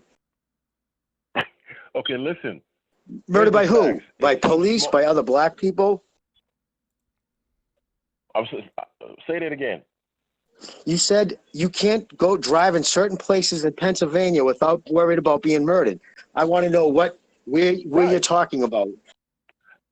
Like what? Who's going to murder you? Pennsylvania, and I'm just using these two states as an example. But the fact is, all right, in these small towns, let me tell you facts. In these small Department of Justice, FBI facts. How are you going to tell me white facts men. when you don't live my life, listen. Man? All right, listen, brother. White men are still more likely. Unarmed white men are still more likely to be shot by police in the United States than black men. That is a statistical fact. So by that reasoning, I should be worried about driving around Pennsylvania about being shot too. You know what I mean? So that whole thing where police are hunting down black men is a absolute leftist, bold-faced lie. It is a statistical fact. Unarmed white men are still shot more frequently than black men per capita. How are you going to ask me a question? Let's be honest. And let's be honest. And they commit demonstratively less violent crime. We're getting out of topic here, but let Troy answer. Go ahead, Would you Troy. like me to answer your question? Yeah, go ahead. Okay. The fact is that I can't go. Me as a black man cannot go to a lot of small towns in this country because the attitude is still the same. There's a lot of racism in these little small towns, and that's just a fact, whether it's north, south, east, or west. I cannot go there, and I know that. I hear what you're saying about that, but I'm not getting into this. If you want to talk to me privately about listen, Troy, I agree with you. Racism still exists. I 100% agree with you there, brother. What I don't agree with is that murder thing. You can't go somewhere without being murdered. There's no police hunting down black men. That's just a false statement. It doesn't happen. Police, man, and you can't speak. Okay, listen. Never once did I say that the facts of my life are the facts of your life. But you just jumped in here and said that the facts of your life are the facts of my life. I didn't say the facts of my life. I said Department of Justice, FBI statistical facts. Fact, which means it's absolute fact, right? That means the number of people unarmed shot and murdered or killed by police per capita, white men are still more likely to be shot by police. That's not my lifestyle or my choices or my opinion. That's just fact. Because this is a boxing show. This ain't a political show. Why don't we talk to each other? I know, but I just wanted to address that because that bothers me when they say that. Because more likely, and this is the truth, more likely, I'd be worried about going to Chicago because that's where, if I was a black man worried about murder, it wouldn't be by white people. It would be by black kids slaughtering each other in record numbers. God damn it. All right, guys, we have to move on. We have to move on. Right? We have a lot of phone calls and we're out of topic. Good. I agree because I can talk to them off air because I'm going to jump off now because it's going someplace else. And, I don't want to disturb your show. I just wanted to come in and tell you that I felt like the show was taking a different turn, and I didn't mean to disturb it. No, but it was my soul. I'll tell you my point of view. I agree there's racism, but what the LDPC claims that racism that exists in boxing, I don't think that's true. I think they're exaggerating. Excuse? I think they're exaggerating. That racism that they claim exists in boxing right now, I think they always go back to Jack Johnson and stuff like that. Like, of course that happened way back, but that racism that they're claiming that exists right now is laughable. All right, So that's why they have to start talking about cops shooting blacks and stuff like that, because that's more relevant. That's actual race. You know what I mean? Like, you know what? What are they talking about? No, Wilder not getting listen, the fights that he needs to get? Listen, all due respect, right? You have my number, so I just think these conversations are best. We could talk about this in private, and you get back to your boxing show, because I don't want to. I just can't do this with you, knowing that I'm going to disturb the boxing show. So if you want to call me off here, we'll talk about it all. I'm fine with it. You know, but I can't stay on a boxing program and constantly talk politics, because I get very passionate and all that. So feel free I to just talk to checked me out off here about it. Snopes.com, and Snopes, by the way, is a ultra liberal website, so they will go with the racial aspect Listen to me, anytime. man. And You I know, I checked don't out the subscribe Gator to I any checked out the party. Gator bait thing. I'm simply a man of God. I Very don't subscribe they to any say party. But you all have a blessed day, Troy, man. we can't talk I'm at the gonna same jump time. off Troy, here. we can't talk at the same time. We can I'm sing gonna at the jump same off here time. We again. cannot talk at the same time. And let y'all So get back to Snopes.com boxing. says that this is it was unlikely that it happened. They're saying unlikely. They're not saying it didn't happen. They're not saying it did happen. They're saying it's unlikely, and there's not that much evidence. So that's Snopes, ultra liberal. We get tons of phone calls. I don't know why he can hear you. You're not muted or anything. I think he's choosing, Bucho. I think he's choosing not to hear me. I think that's the thing. I think so. Yeah. I'm checking the sound over here, and why can't I hear Jimmy? Yeah. Stu, can you hear me now? I wanted to say hi to you, brother. I haven't talked to you in a while. How you been? I can hear you now, brother. How you doing? Hey, guys, I apologize. I didn't mean to go that way. Listen, I just don't like when people throw out shit like, you know, he can say there's racism, but the murder thing, like that was just, it's just not true, you know?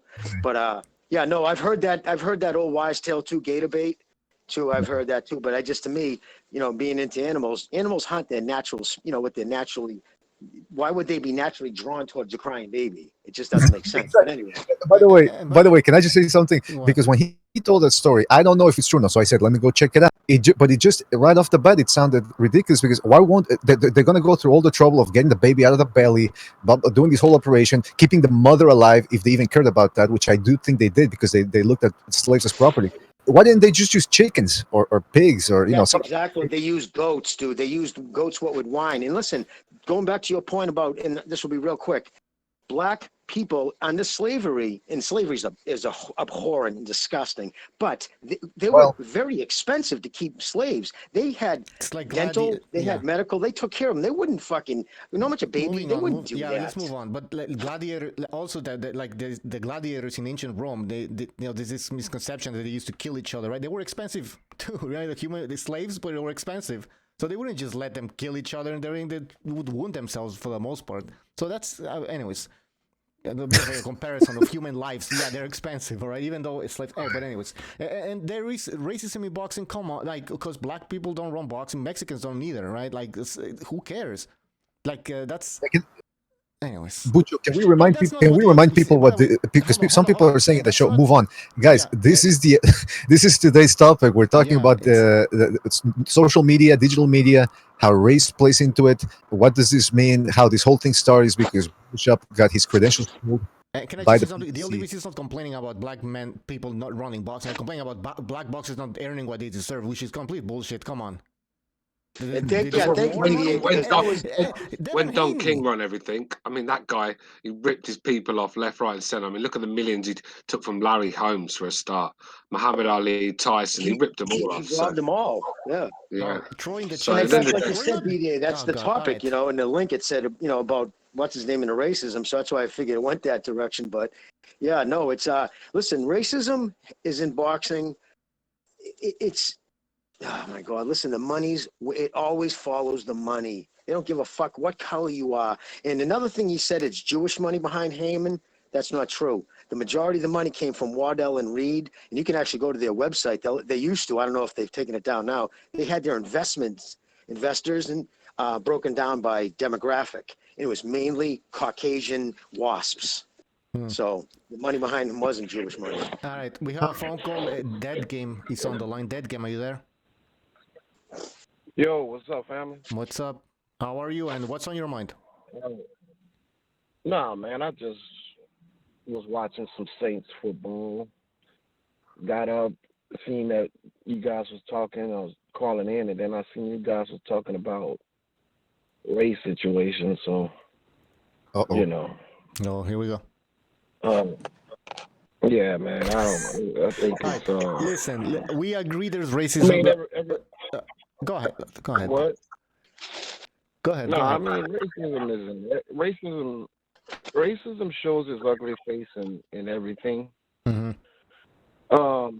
But the problem that I have on it is the people that try and capitalize on racism, and trying to make it bigger than what it actually was at that time.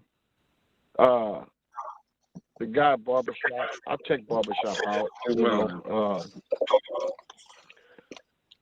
The dude looking for paper, to me. The dude looking for recognition.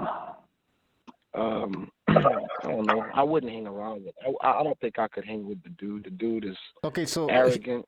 Sorry to cut you up. So basically, he's a race baiter, right? I think, yeah, he used race to help market his brand, Barbershop Conversation. But he it's like he'll use whatever he could use, though. You know, race is what he's using because he kind of built his platform up with a little bit on that, and it's a sensitive subject. And you know, you start talking about racism, the white girl, the this and that. You know, you're gonna catch certain people's ears, just like he caught your ears. The talk of the day is, I think, is probably about him. So, you know, racism is nasty. In America, it was nasty. It still is there. It's still nasty. I heard the stories about the black babies, gator bait. The history that I've did, it is a true story. Blacks in this country was treated like we couldn't even imagine, bro. Today, I mean, like the guy said about the statistics about the cops and stuff.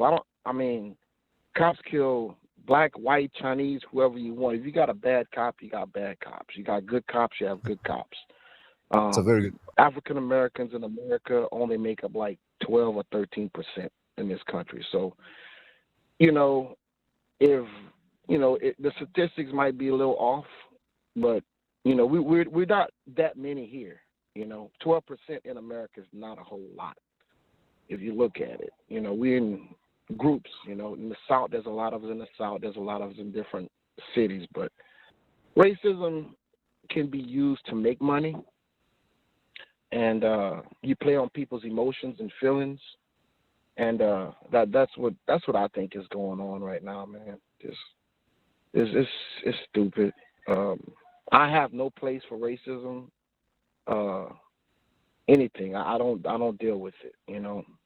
But well, you know, to use game, it, you've been calling. Sorry to cut you off, but you've been Dead Game. You've been calling into the show for a while now. It should surprise you that YouTube, that this is where it goes, man. It's always, there's a lot of drama, unnecessary drama, and sometimes it can be fun, and oftentimes it can just be downright embarrassing. And I don't know which one. This is entertaining, but at the same time, like you said, I mean, when people use racism to make money, and to that's where I draw the line. I say, all right, not for me. Sorry. Yeah, we can hear you, Jimmy. Sorry, I didn't mean to jump. I figured me. Just turn up your volume. Anyways, Dead Game, anything else you want to add to this? Because we got a bunch of phone calls. Man, man, nothing much, man. Y'all keep it cool. I'm sure y'all gonna get some callers in that might be a little emotional, but you know.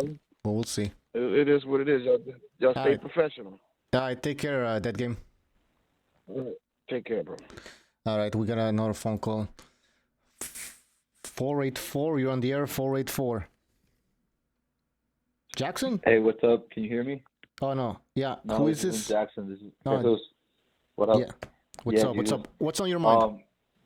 Hey guys. Yeah. I don't want to keep talking about this, but I grew up in Pennsylvania in a really small town where like the white boys used to drive their tractors to school. They would wear like camouflage shit to prom and stuff like that. And I was Mexican, and you know, of course, I I experienced some racism and shit, but I never felt like I was in any type of danger.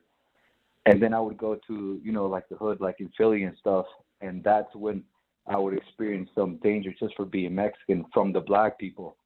I think black people are obsessed with racism, and I think black people are the most racist people in the United States. Honestly, they care about race more than any other race that there is. It's crazy. I think they're obsessed with it. They need to get over it. Every nation has been a slave, but they just keep staying on it. I've been in situations where our car has broken down in Philly, and because they thought that we didn't speak English, and I could hear them like, "Oh, these fucking immigrants, we need to fuck them up. We need to get them the fuck out of here." These are black people, standing around us, watching us trying to fix our car, and I understood English, so I'm like, I would tell like my uncle or whoever was with me, "Hey, we need to get out of here," and then show up the next day, our car's completely fucked up. It's on blocks, windows are broken. It's done. You know what I mean? So, like, racism. I mean, black people are the most racist people there are, from my experience. Well, we have to qualify. We have to clarify that in your experience. In your experience, just to make sure, yeah. Okay, in my experience, but like I grew up in Pennsylvania, a really small town. I mean, in my town there was like one street light. Like everybody in my high school, besides me and my sister, there was like one other Mexican. And then if a black person came, he was like the most popular kid in school. So I mean, I didn't see no hate against black people. Like, I don't know. Like, if a black kid came, he would get all the pussy. He'd be the most popular kid. Of course, there'd be some hate from the other people. If there's somebody that gets more shine than them, there's always going to be hate. But it's not because they're black. It's just because they're more popular. And I forget who else was saying this on the show I was listening. Yeah, I mean, like Kobe Bryant, Michael Jordan, all these fucking stars are the most popular stars in the U.S. They're all black. Kanye West, like everybody, like the most famous people in the U.S. are black. Like, where's all this racism? They don't control the Federal Reserve. That's the thing, right? I always tell people, man. Nowadays in the media industry, in show business, if you're black, you're a star right at the gate. Everybody wants to follow the black guy, the black rapper, the black athlete. So everything seems to be hunky-dory to me. I mean, obviously there's still racism and there's still inequality in certain parts, but are you going to tell me it's not getting any better? Come on. Well, yeah, we're getting off topic. So we're talking about what's happening outside boxing. Yeah, this is a boxing show, right?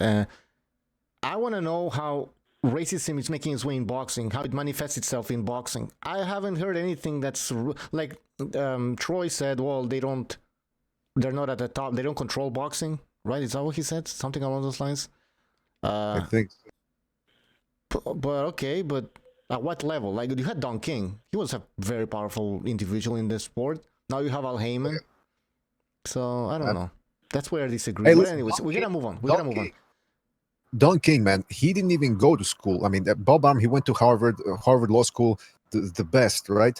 And there comes Don King. He went to the School of Hard Knocks, for lack of a better term, and he outfoxed Bob Arum in certain aspects and in certain situations. So if you can hustle it, you can hustle it. And if you're a good businessman or a good strategist, you can make it. I mean, it's all about the money, and that's what Don King. Remember Butcher, that documentary where they're showing Don King with his son, and he's got his grandson there, and you see Don King looking bored, and all of a sudden they start talking business, and you see his face lights up.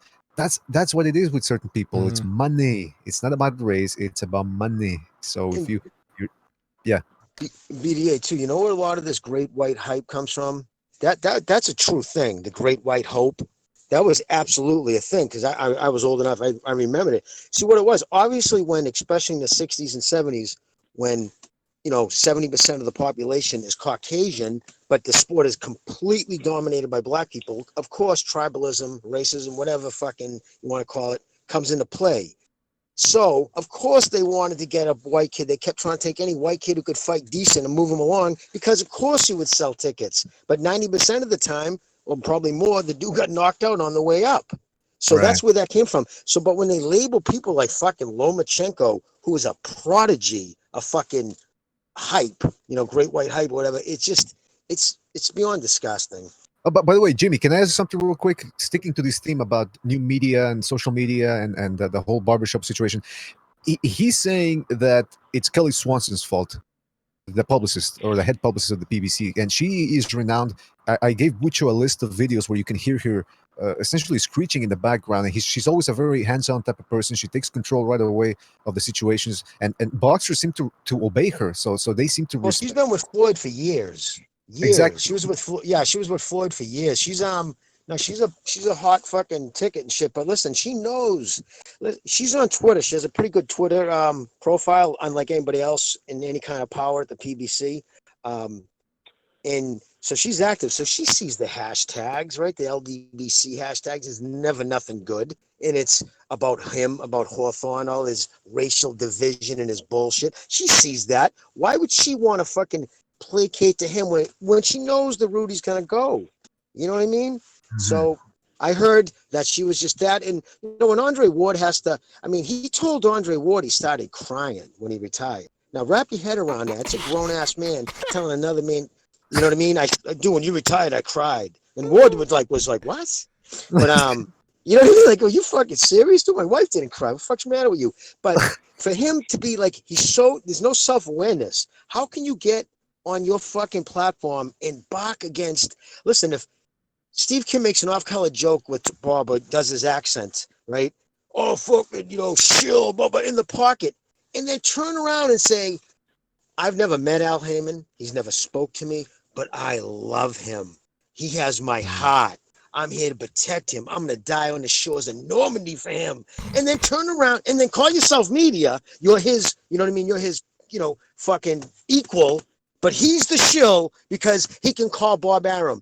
And it would take an IQ above a sneaker to realize what it is you're jealous because you're delegated to clickbait on YouTube, and that motherfucker's probably making, well over 6 figures writing for ESPN, and you're a hater, and you're a bitter fuck.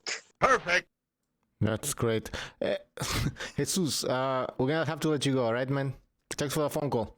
Yeah, one more thing. Oh, go ahead. Can you guys continue the report card thing? Maybe later today or on the show or this that week. Was good. I like that one. Yeah, all right, man. Next week. Next week. This week we'll do it. All right. All right. Take care. Peace out, man. But by the way, I wanted to ask Jimmy about the whole thing because it seems to me, like I was saying earlier in the show, if I want to have a publicist, I'm gonna hire her because not only because all the top boxers seem to have her, but she really seems to strong arm people to pay respect and to stay respectful during the press conferences or the public workouts. But at the end of the day, she still has to take orders from Al Heyman, who is reputed to be a guy that doesn't like to delegate power, right, Jimmy? So, I mean, if this order came from somebody, I don't think it's only... Al Heyman must have given the seal of approval for this one, right? Yeah, he has his fingerprints on everything. But she does have final say. Like, that wouldn't have been something he would have because he's so minute.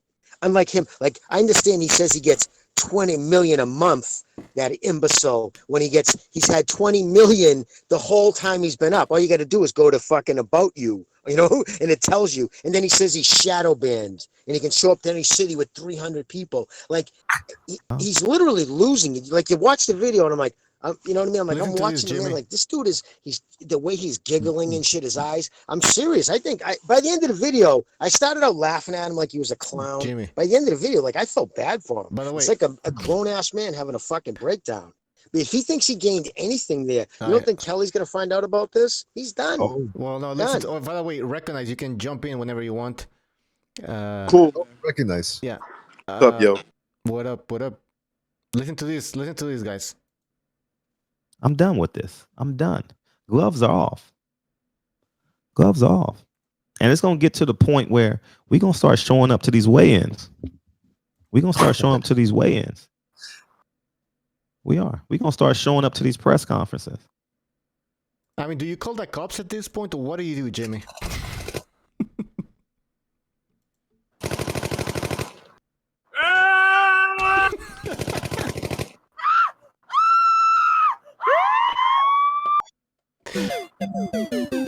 So he's gonna show up just like that. I mean, fuck, I'd be like, there's no way he's gonna go back. They're gonna give him credentials I again. mean, this guy thinks he's fucking Jimmy Hoffa.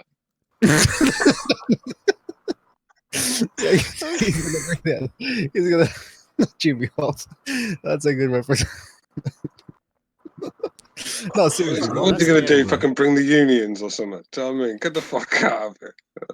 Is it just like Jimmy said? Is it just a guy who he's getting a bit of a reality check and he doesn't know how to handle it? Because I mean, it's true. I mean, does he really believe that he can get 300 people in any one city and storm a win? I mean, I don't know. I don't know what he's thinking is gonna happen. Like, what's gonna happen? Like, he's gonna show up with a bunch of people, and then what? Security's gonna show up. Actually, you know what he wants, man? He wants an incident to happen, and he's gonna upload it on YouTube. Good point.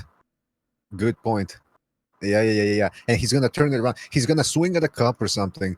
He's gonna get he beat up, and then he's gonna turn it into, you see, the cops are racist, always beating up on the black man. Well, this is the thing. Like, I'm not denying there isn't any racism, because when people twist it all up, I'm not saying we're talking boxing here. How much racism is there in boxing? Let's debate that. Right now, listen to this. Black media members talking about how Al Heyman didn't protect his black media members. We don't get interviews. Marcos Villegas gets interviews. Who else gets one-on-ones? Everyone else gets one-on-one. You never see a black media member get one-on-ones. You never. Is this true or what? Radio Raheem doesn't get an interview with one-on-one. Come on. Radio Raheem's one of the biggest channels out there. So he addresses that. Yeah, he's one of my favorites as well. I like Raheem. He's one of my never favorites. see. When was the last time you saw a black media member get a one-on-one from Kelly Swanson? You don't see it. Oh, we got to do scrums. Radio Raheem is the exception to most rules. No disrespect to radio, but that's how about the way he Radio moves. Raheem just has respect? He's the exception. He's something else. When have you seen? Yeah, he basically he's calling him Uncle Tom. Yeah, he exactly. kisses That's what I ass. thought, yeah. Basically what he's saying. Exactly. He's playing that character. Yeah. Dude, he panders to the lowest common denominator. Hey, listen, I know he plays. A lot of people think he's a clown site. That ego on Twitter. A month ago, or earlier in the month, he tweeted out something about the LDBC fucking, they suck up to him, but Al wouldn't piss down their throats if their guts were on fire. That kid ego's tucked in with a couple of people. That's why when he tweets shit out, and then lo and behold, 3 weeks later, you hear that, because he was told that it was a big argument. Like, she yelled about him. She was like saying that guy, you're out of your mind, or you want to do a stir controversy. So it goes deep with her, you know what I mean? It wasn't just an off the cuff type of thing. I guess he really pissed her off. This has been going on since like January. Raheem puts the work in. That guy's in the UK. He's everywhere in America. Everywhere there's a decent card, he's there, and he puts the work in, and he's getting the rewards. What's this guy do? He turns up to a PBC event once in a while with his fucking camera, with his camera phone. Do you know what I mean? And he's just race baiting and causing trouble. So I just don't see what they're going to miss with this guy. I can understand if it was a big channel. It's like when Coogan got banned from the Klitschko fight. Can you remember that? When Klitschko's manager, he banned fucking Coogan Cassis for something, and he's a powerful channel, IFL TV, but he had no say in it. He was complaining to Eddie Hearn, but nothing could be done. And so at the end of the day, they will do that. These people don't care about your YouTube channels. But hold on, but Barbershop is such a big. He has a big channel. He has muscle behind him, as he says. So, yeah, he's. Well, listen, I don't want to attack the guy, and he's in a bad situation right now. But what situation? But hold on, he brought it on himself. I think we can all agree on that, because I'm not the type of guy that agrees with any type of censorship unless it gets to a dangerous situation where you gotta just ban a guy from your event. And like I said, apparently this guy Barbershop, he'd been warned before. Don't do this, don't do that. Apparently T Street said that he snuck into certain events. Now that's highly illegal, right? If he's showing up to a private property, And now he's saying he's gonna show up when he's not even allowed to, and he's not only gonna show up by himself, but with a bunch of people. So this isn't a freedom of speech shit anymore. Yeah, but he got caught selling bogus Golden Boy fucking credentials. He counterfeited them, and he was selling them to other dudes. Yeah, dude. Whoa. That's why Golden Boy. Oh yeah, that's why he went at him so hard with the racist thing in the email. Yeah, he never mentions that. He never talks about how they pulled his credentials because he was He's the boy counterfeiting that fucking cried things and racism. selling them. He's the boy that cries racism. I've seen this all my life. Well, you know what? Fucking up and then call racism. No, he's right. He's the guy that cries. They do stuff. They get caught, and the first thing they do is they cry. Look, I don't know nothing about Barbershop, whatever. Right? I don't follow those guys' channel, and I don't even know what the topic is about. So I'm not just going at him, but he just sounds like a guy who cries racism all the time. This is something he was taught. He was taught this from mainstream media, by his family, stuff like that. He's only acting out what he's been taught to do his whole life. And he's an educated dude too. You know what I mean? He's got, I believe, a master's degree. He's articulate. He plays the guitar. I think he was raised in a dual family, a mom and dad. Probably got a master's degrees on social justice topics. Well, exactly. He's a school teacher, so there you go. So how smart is he really? He's smart at manipulating people, that's for sure. That's what I wanted to say, because it seems like this guy, according to what T Street said, which he's more familiar with Barbershop. So I was just following what T Street was saying in his 2 streams that he did, and he says that this guy tried to run for some sort of political office, right? He said when he started on YouTube, he had a different agenda, and all of a sudden he saw the type of business that he could do if he changed that agenda, and that's what he did. So it seems to me that he's the type of guy that's just gonna go with the flow. He's gonna fake the funk and just do whatever it takes to get the views and the money. Because I mean, you're telling me you're telling me he printed a fake passes, or he tried to sell. I mean, that's just a guy that's a huckster right there, a hustler. You know, it's a. Yeah, he's smart, and he just uses it for bad. But yeah, no, the kids he's always done that, bro. He's been a fucking pain in the ass for years, and he's negative to other people who've tried to been good to him. But I have no pity for the dude at all. I hate that kind of shit. And anybody who's really from the hood would never say the hood loves me. The people in the hood love me. You know what I mean? Shut up, dude. Right. And Mucho, can I recognize a question? Because I know you don't want to talk too much about this, but recognize we had a caller earlier. I don't know if you heard him, but he says that he's a black man. He says, I can't drive in certain parts of Georgia or Pennsylvania because I could get hurt. He was sort of intimating that there's still a lot of racism, and that by virtue of being black, he could get seriously hurt in certain racial areas. You're from the United States. You've seen a little action in your life. What's your take on that? Tell him he said murdered, though. He said I'd be murdered. All right. Right, well, that's pretty huge. What the hell's going on? Where are you, Reckless? Hello? Yeah. Yeah. You guys hear me? I couldn't hear you guys. Oh, you couldn't hear my question? No, I mean, look, what happened with this kid? Barbershop, whatever his name is. What happened? No, you missed the question. I had a question.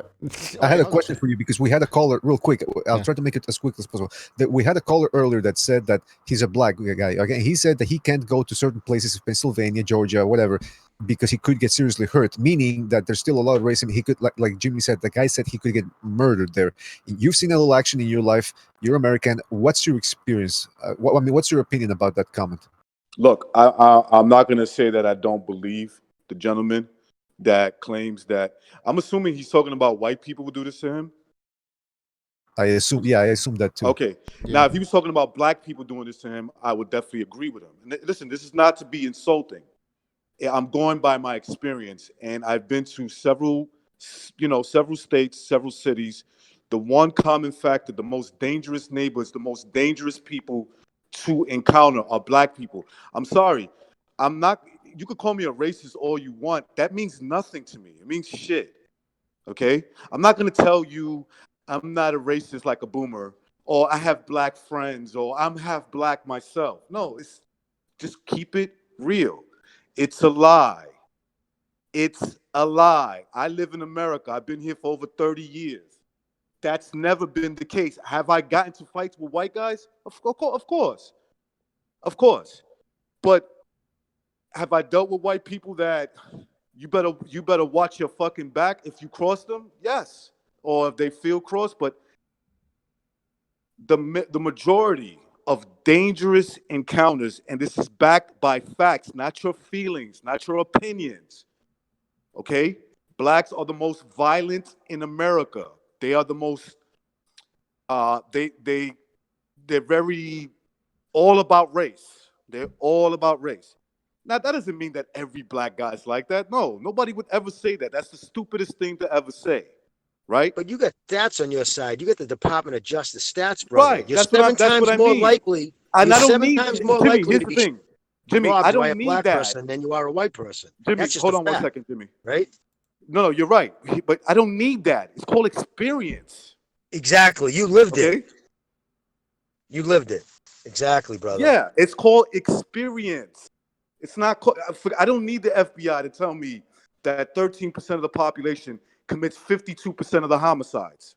Bingo. I've been knowing that. And in the hood, they're 100% of the homicide. All right. Okay? There's no black guy, Spanish guy getting murdered by some white gang. Maybe there's been a few, I don't know, somewhere. I'm sure there's somewhere, right? Dr. Sowell had a guy on. He said for New York City, and this is Dr. Thomas Sowell, a black guy. He said if no black people lived in New York City, if you took away all of gun crime committed by black people, it would go down by upwards of 90%. Well, now look, wrap your head around that, dude. Wrap your head around that. Here's another thing. Look, take a big city like New York, right? And look, this is just to make you face facts. It's not to hurt you because look, I will always say this. Most black people do not behave this way. They don't. There's only one problem. The black community is asked to condone the criminal behavior because the big white supremacy is coming against you. 90 seconds. They're the only community that are asked to condone by other blacks and by race hustlers of all kinds to condone murderers, gang members, drug dealers, because, white supremacy is the worst thing in the world, okay? Now, here's another thing. I'm glad you brought that up, Jimmy. Look, New York is a city that's seen a huge reduction in crime. Huge reduction. 60 seconds. To the 80s and the 90s, right? And if you take the city in whole, and this is how you judge your crime statistics. Never go by any other category other than murder, because you could cook the books. Murders, you can't. You cannot really cook that. It's impossible, right? Because you got a dead body on the ground. In New York, the murder rate is about the national average of America. But if you go to the ghettos of New York, it triples. Okay? Yeah. So while the rest of the city has seen a reduction in crime, the ghetto's pretty much the same thing. Okay? It's the 10 same seconds. shit. Dude's getting shot, dude's getting killed. Oh, I got beef with this motherfucker from that block. Yo, I got beef with this nigga. The same shit. Okay? Right. That's been going on since I've been here. It is not only New York. It was in Florida. It was when I visited California. It was everywhere. It's interesting though. Because and that was my question then about like in your experience, because I know you've seen a lot of action yourself during your lifetime in the United States. So that was my question to sort of get your opinion on that. And it's interesting also because we're talking about the new media, social media, digital media platforms, boxing, how it can impact the boxing fan base. But it's important to talk about about this whole race thing. And it's interesting that you mentioned that the violence rates in the inner cities. Just look at the Tony Harrison versus Jamal Charlo or Jermel. I'm always getting confused. The press conference they had a couple of days ago. It seems like they were trying to play up the angle of who was more gangster, No, I'm more gangster. You ain't about. It's like, come on. I mean, are you really proud? I mean, you see what I'm saying? It's like, look, thank God that Jamel and Jamal are not kids that have. At least I think they don't. They're not out on the streets selling drugs or gangbanging or whatever, right? Like, salute to them because they're boxers. They're trying to make their money boxing. But you see the mentality. Even the problem is this. Look, this is something Barbershop or all these race hustlers will never tell you. They ask the black community to take in the criminal element. So think about this. This has been going on for 50 years. That you're telling the criminal element of your society, you're welcomed here because we don't want you to go to the bad policeman. Like, why the fuck do you care if these guys get arrested? Well, we got tons of phone calls. We got tons of phone calls, man. So we better start taking them. All right. All right. So let's start with this guy. Oh, 415. You're on the air. 415. Hey guys, I am ready to switch headphones. I heard you guys talking, and I would just like to point out that while we always have our own reference points for racism, racism as it's experienced by whole communities is not the same. You can have your own anecdotal experience and talk about racism, but the American descendant slaves, they have their own heritage and their own unique experience, even when it comes to boxing. The way that boxing was even introduced to the community, the way that it's propagated throughout the years through the community, it has lasting effects. That's just what I want to say about racism in general and the way that we're talking about it like it's all the same, when it really isn't. It hasn't been experienced the same way by everybody, and it hasn't been applied the same way to everybody. Can I ask? Is this Get This Smoke? Is that you? The other part of this about racism and boxing. Fuck. Can he hear me? I don't know. And I would say Can you ask him if this is Get This Smoke? To the extent, I'm sorry, I don't know if my sound quality is poor, but bear with me. Is your name Get This Smoke? Yes. Is your name Get This Smoke? Yeah, this is Get This Smoke. Oh, okay, go ahead. All right. I've called him before. I've called him before. So the other part about racism being in boxing, boxing is these people are representatives from disparate communities all over the globe, and to the extent that there's racism in the world, there's racism in boxing. To the extent that the Americans, America is still definitely has a lot of racial racial components to its circumstances. That's in business, that's in everyday life, and it comes out in any number of ways in boxing. We're talking about the criminal aspect. I don't know if you guys are maybe overlooking the fact that there was a time when it was actually a criminal act to be free and black in America. And while we're talking about how long ago that was, I'd like to point out that my grandparents, my grandparents were raised by slaves. And a lot of what it is that they had to go through has been part of my everyday story that I tell people. So it's not about, this happened 400 years ago. For a lot of people, it up, man. it is very prevalent and very happening today. Okay, so every story that we hear is true? Say again? Every story that we're hearing here about all these racial stories, are they all true or are some of them exaggerated? I think that you guys are trying to be convinced that black people experience racism and you're not. And I don't think that that's actually what black people are interested in convincing you that we experience racism. Why'd you call in? Why'd you call in again? Let me finish. I don't think it's our job to explain to you that racism exists.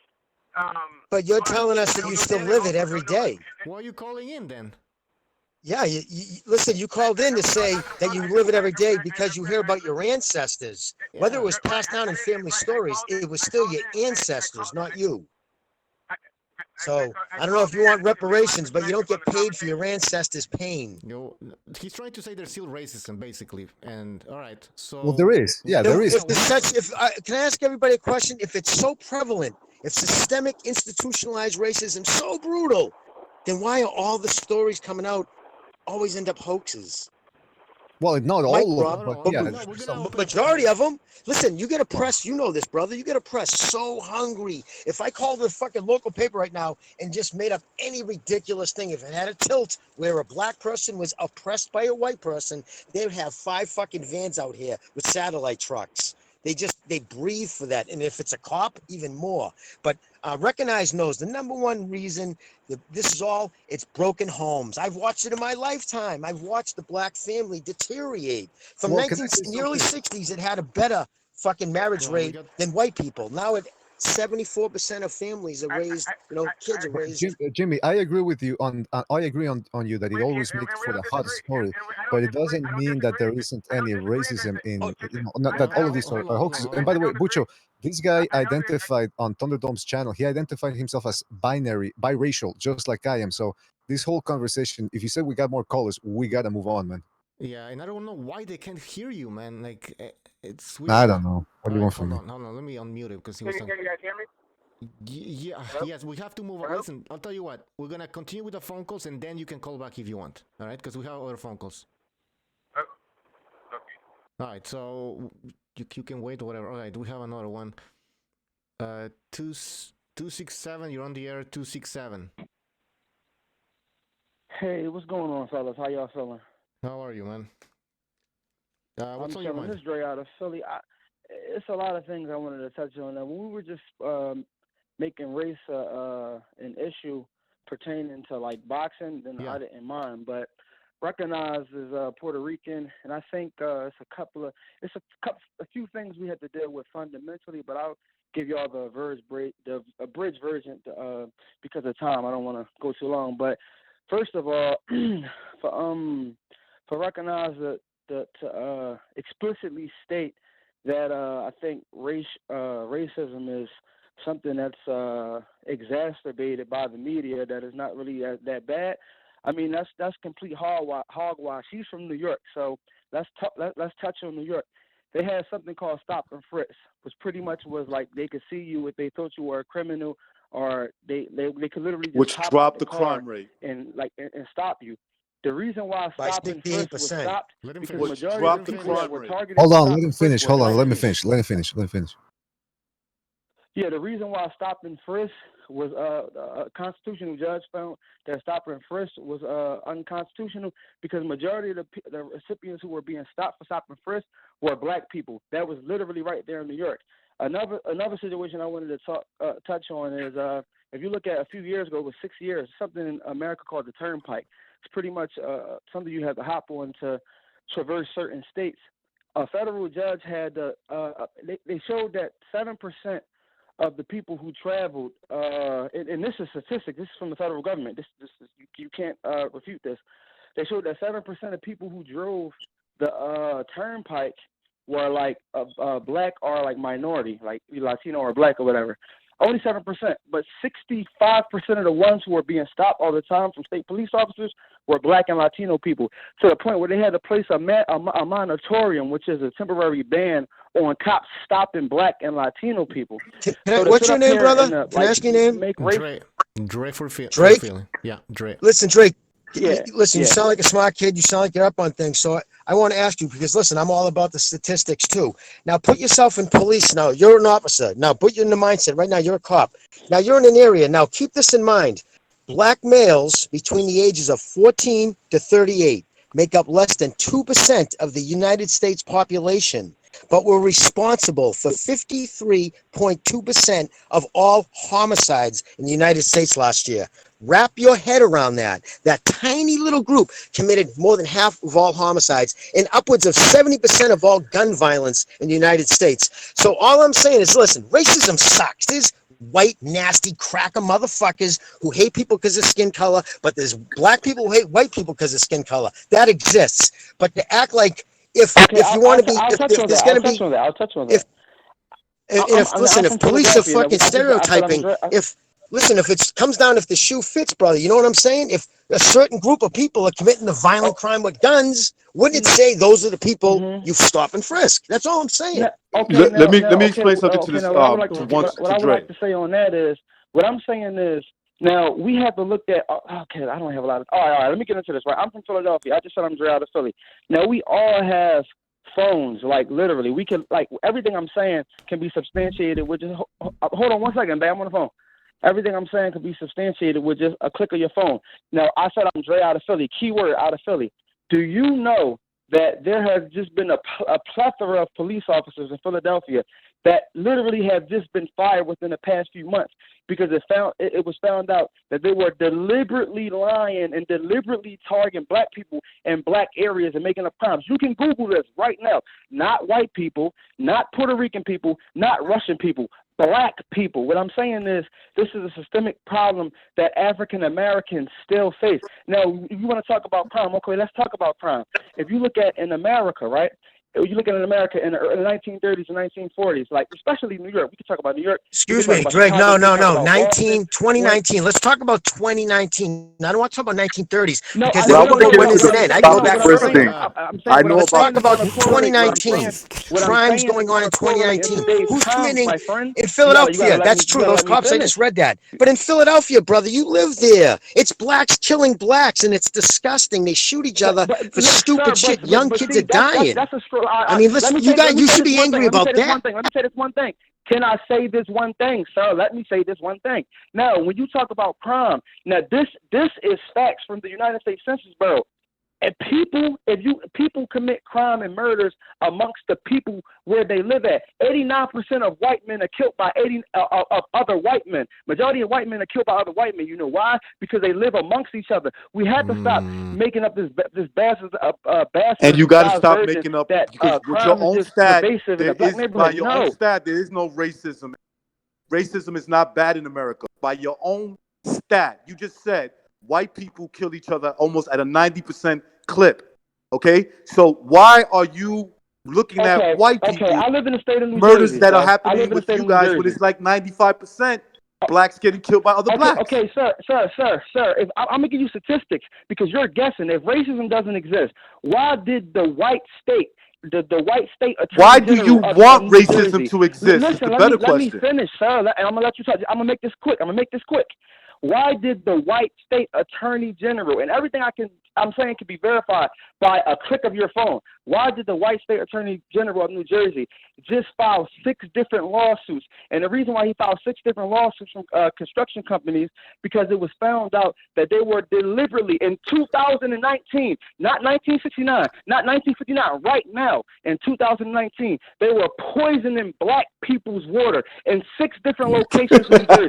Why did you believe this lie? So that's what you're pointing out. Well, listen. What about Harvard University?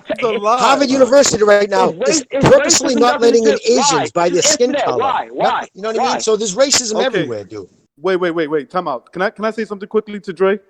Dre, that is a lie. Do your research. That is a lie. Okay? They're not going to get anything from it because they're lying. They're hoping that they settle out of court. And those companies said, no. You're going to have to sue us for the money. And the case is at a stay. It's called, we're not sure what we're going to do, because the race hustlers that are probably white, black, Jews, mixture of that, Hispanics, okay? They understand that when you have to go to trial, you got to present evidence, okay? Not conspiracy theories, okay? So let me get off that real quick.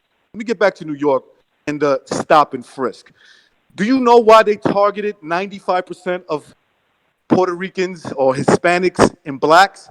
Because they make up 90% of the shooting victims in New York City. And it's all done by each other. Maybe let's say you get about 1,500 shootings in New York a year, right? Because it's a big city. So let's say you get about 1,500 shooting victims. 90% of them are Hispanics and blacks. And about 90% of them, 95%, are committed by other black and Hispanics. That leaves a very small minority that is shooting them, and more likely in self-defense. Okay? More likely in self-defense. this is crazy. You're from Philadelphia. You know, in Philly, where there's a big Puerto Rican population, where there's a big black population, you know that when Puerto Ricans and blacks get shot to death on the streets, it's by their own. Okay? It's by their own people.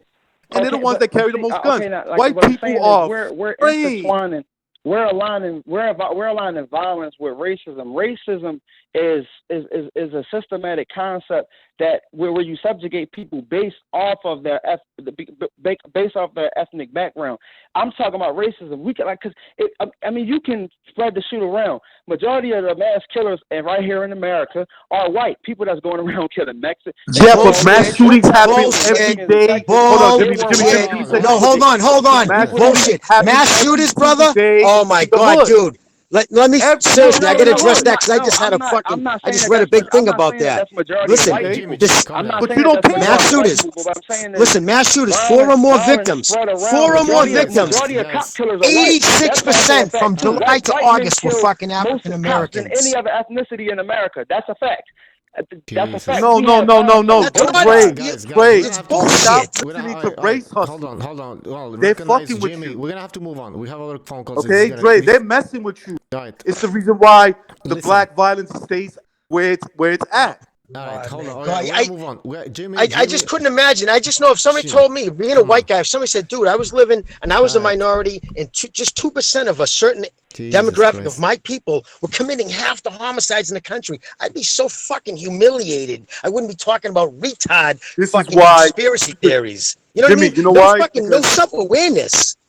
Jimmy, it's what they've been through. What I said wasn't a conspiracy theory. The state attorney general just filed. That's not a conspiracy theory. That's something that's concrete. That's bullshit. No. The FBI doesn't agree with you. That's not a conspiracy theory. Wait, come on. It's not a conspiracy, bro. No, it's not a conspiracy. The fact that just 2% of the population commits more than half the homicides and upwards of 70% of all gun violence. How do you justify that with what you're saying? That's not true. That's not true. Crime is down in black areas, and that's a fact. In the last 10 years, crime has been going down. Please look it up. Verify what I'm saying. Yes, crime is going down. It is going down.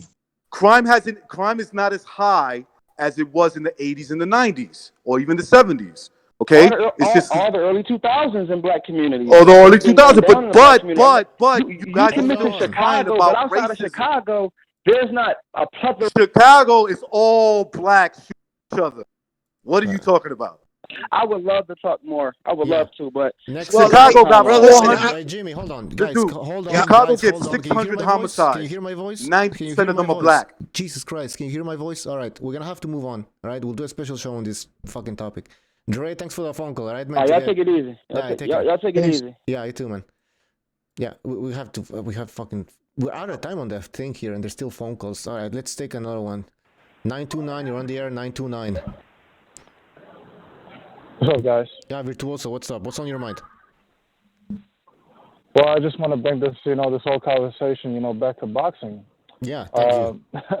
Yeah, it was really hectic. Anyway, this barbershop, boxing talk, character, was he the same dude that, claimed responsibility for HBO no longer doing boxing by any chance? Yes, it is. Yes, it is. He claimed responsibility for putting them out of business. I didn't know that. Yes. He said he's the most powerful social media person on this side of the ocean. Fuck. Yeah. So his audience is mostly black people, and they make up 13 to 18% of the population. Yeah. Right. I mean, I'm thinking, since most black people still live in poverty, how could they afford an HBO subscription? How can they invest in such a still lucrative business? If they're told to divest, why won't they put their money into something more important like their communities? I figured this whole racism thing is about, I think there is intertwined with classism. I think it's not just about race, it's also about class. I think the poorer you are, the deeper your problems are. So I think, if money was circulate more in the black communities, maybe crime wouldn't be such a big of an issue. Won't you guys agree? Absolutely, Yeah, we brother. agree on that. Yeah, every community. Yeah. Listen, like in where I grew up at, right? There's some people that are very proactive. They're trying to do things, for the community. They try, and I don't agree with them their on their message, but I agree with their cause, right? Their cause of trying to help people out. I donate money. I talk with them. I try to give them the best talk. I've sat down with these guys and I said, "What?" Like they challenged me on my point of view, and I challenged them on their point of view. It's not going to change that I'm going to still give them money because they're doing a good thing, right? Because I believe they're doing they have the right mindset of trying to keep these kids out of school, out of the streets and have somewhere to go after school, Yeah. right? And so one of the things that we talked about, and this is a guy who's older than me in his 60s, right? He has a son, maybe even his 70s, or early 70s, something like that, right? He has a son my age who's in and out of prison all his life, who I was really good friends with. And I said, why you don't see my point of view? Like, what's so hard about that? You know what he told me? He goes, listen, even though I kind of agree with you, I can't talk about stuff like that. It's not allowed. It's just not allowed to say, women, you need to stop having kids with guys you don't know. Guys, you need to stop getting girls pregnant that you have no business, that you don't even want to be with. Start taking responsibility for yourself, bro.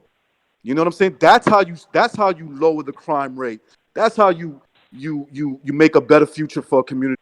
I don't see this in any because other a lot. community I'm other sorry to cut than you off, but a lot of these crime areas, high crime areas, it's because of population density, and then when you have like a lot of people that are struggling to make ends meet, you're gonna have drug dealers, you're gonna have fucking gangs, that's just gonna happen. Yeah. So Well, it's to more, recognize, to your point, yeah. recognize the whole term baby mama, right? They started using that in the late 90s because kids as young as 21 were having 3-4 kids with that many different women. So they would use the term baby mama, right? So they didn't have to remember the name. But listen, I grew up in a nasty, cruddy ass city, Milltown, right? As low rent as it gets. But I'll tell you this, man, fucking, oh no, I'm sorry. Did I cut you off? You go, bro. No, I was gonna say, I bet. Look, you could be poor, but if you grow up with good values, and usually that happens with a family unit where there's a father and there's a mother, you're not gonna, there's a good chance that your child is not gonna commit as much crime or any crime as in compared to the kid who's being raised by his mother only or his grandmother in certain cases or nobody in certain cases. Okay, nobody is there to even watch over this kid. That kid is gonna get into more trouble. The race hustlers in the black community and the Hispanic community, like especially over here in New York, they don't tell these kids the truth. They just lie to them about some boogeyman who hates them because of their skin color. Like that's the worst thing you could tell somebody because number one, not everybody's like that. That's one. Okay? And second, that creates an inferiority complex among them.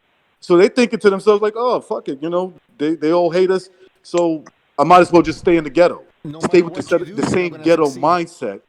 And you don't get nowhere. You're going to make the same mistakes that everybody else in the neighborhood did. Because, it's like they want victims so they can hustle them. Like, hey, listen to me, support my cause.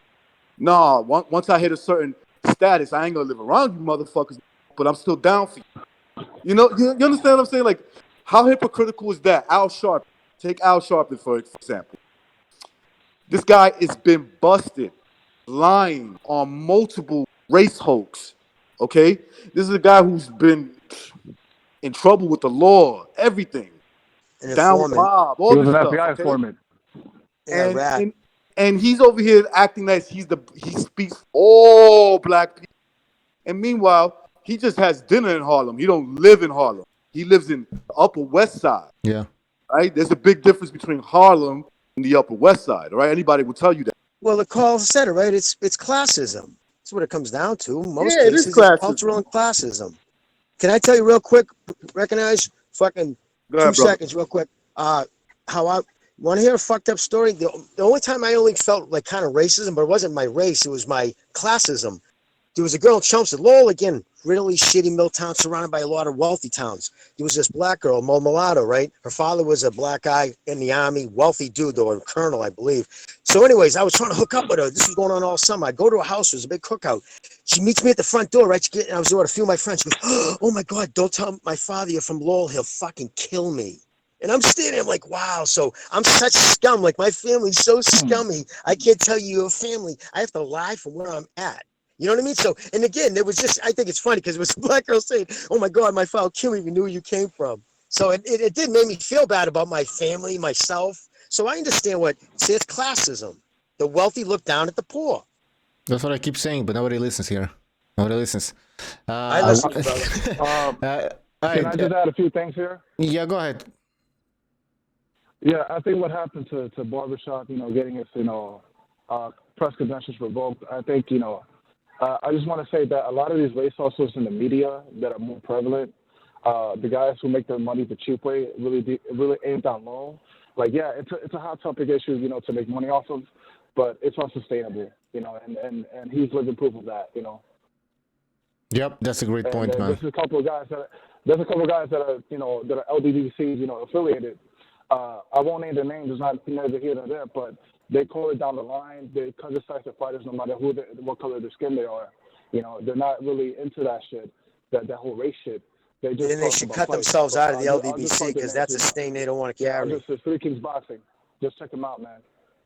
All right, man. Hey, thanks for the phone call, all right? Take care. But Cool. by the way, Bucho, that story from Jimmy, that sounds like something out of a Bronx Tale. I don't know if it's true or not. Just like the whole thing with the Gator No, baby. that's very true. Like what Jimmy's saying happens all the time. Like that classism shit that shit is real.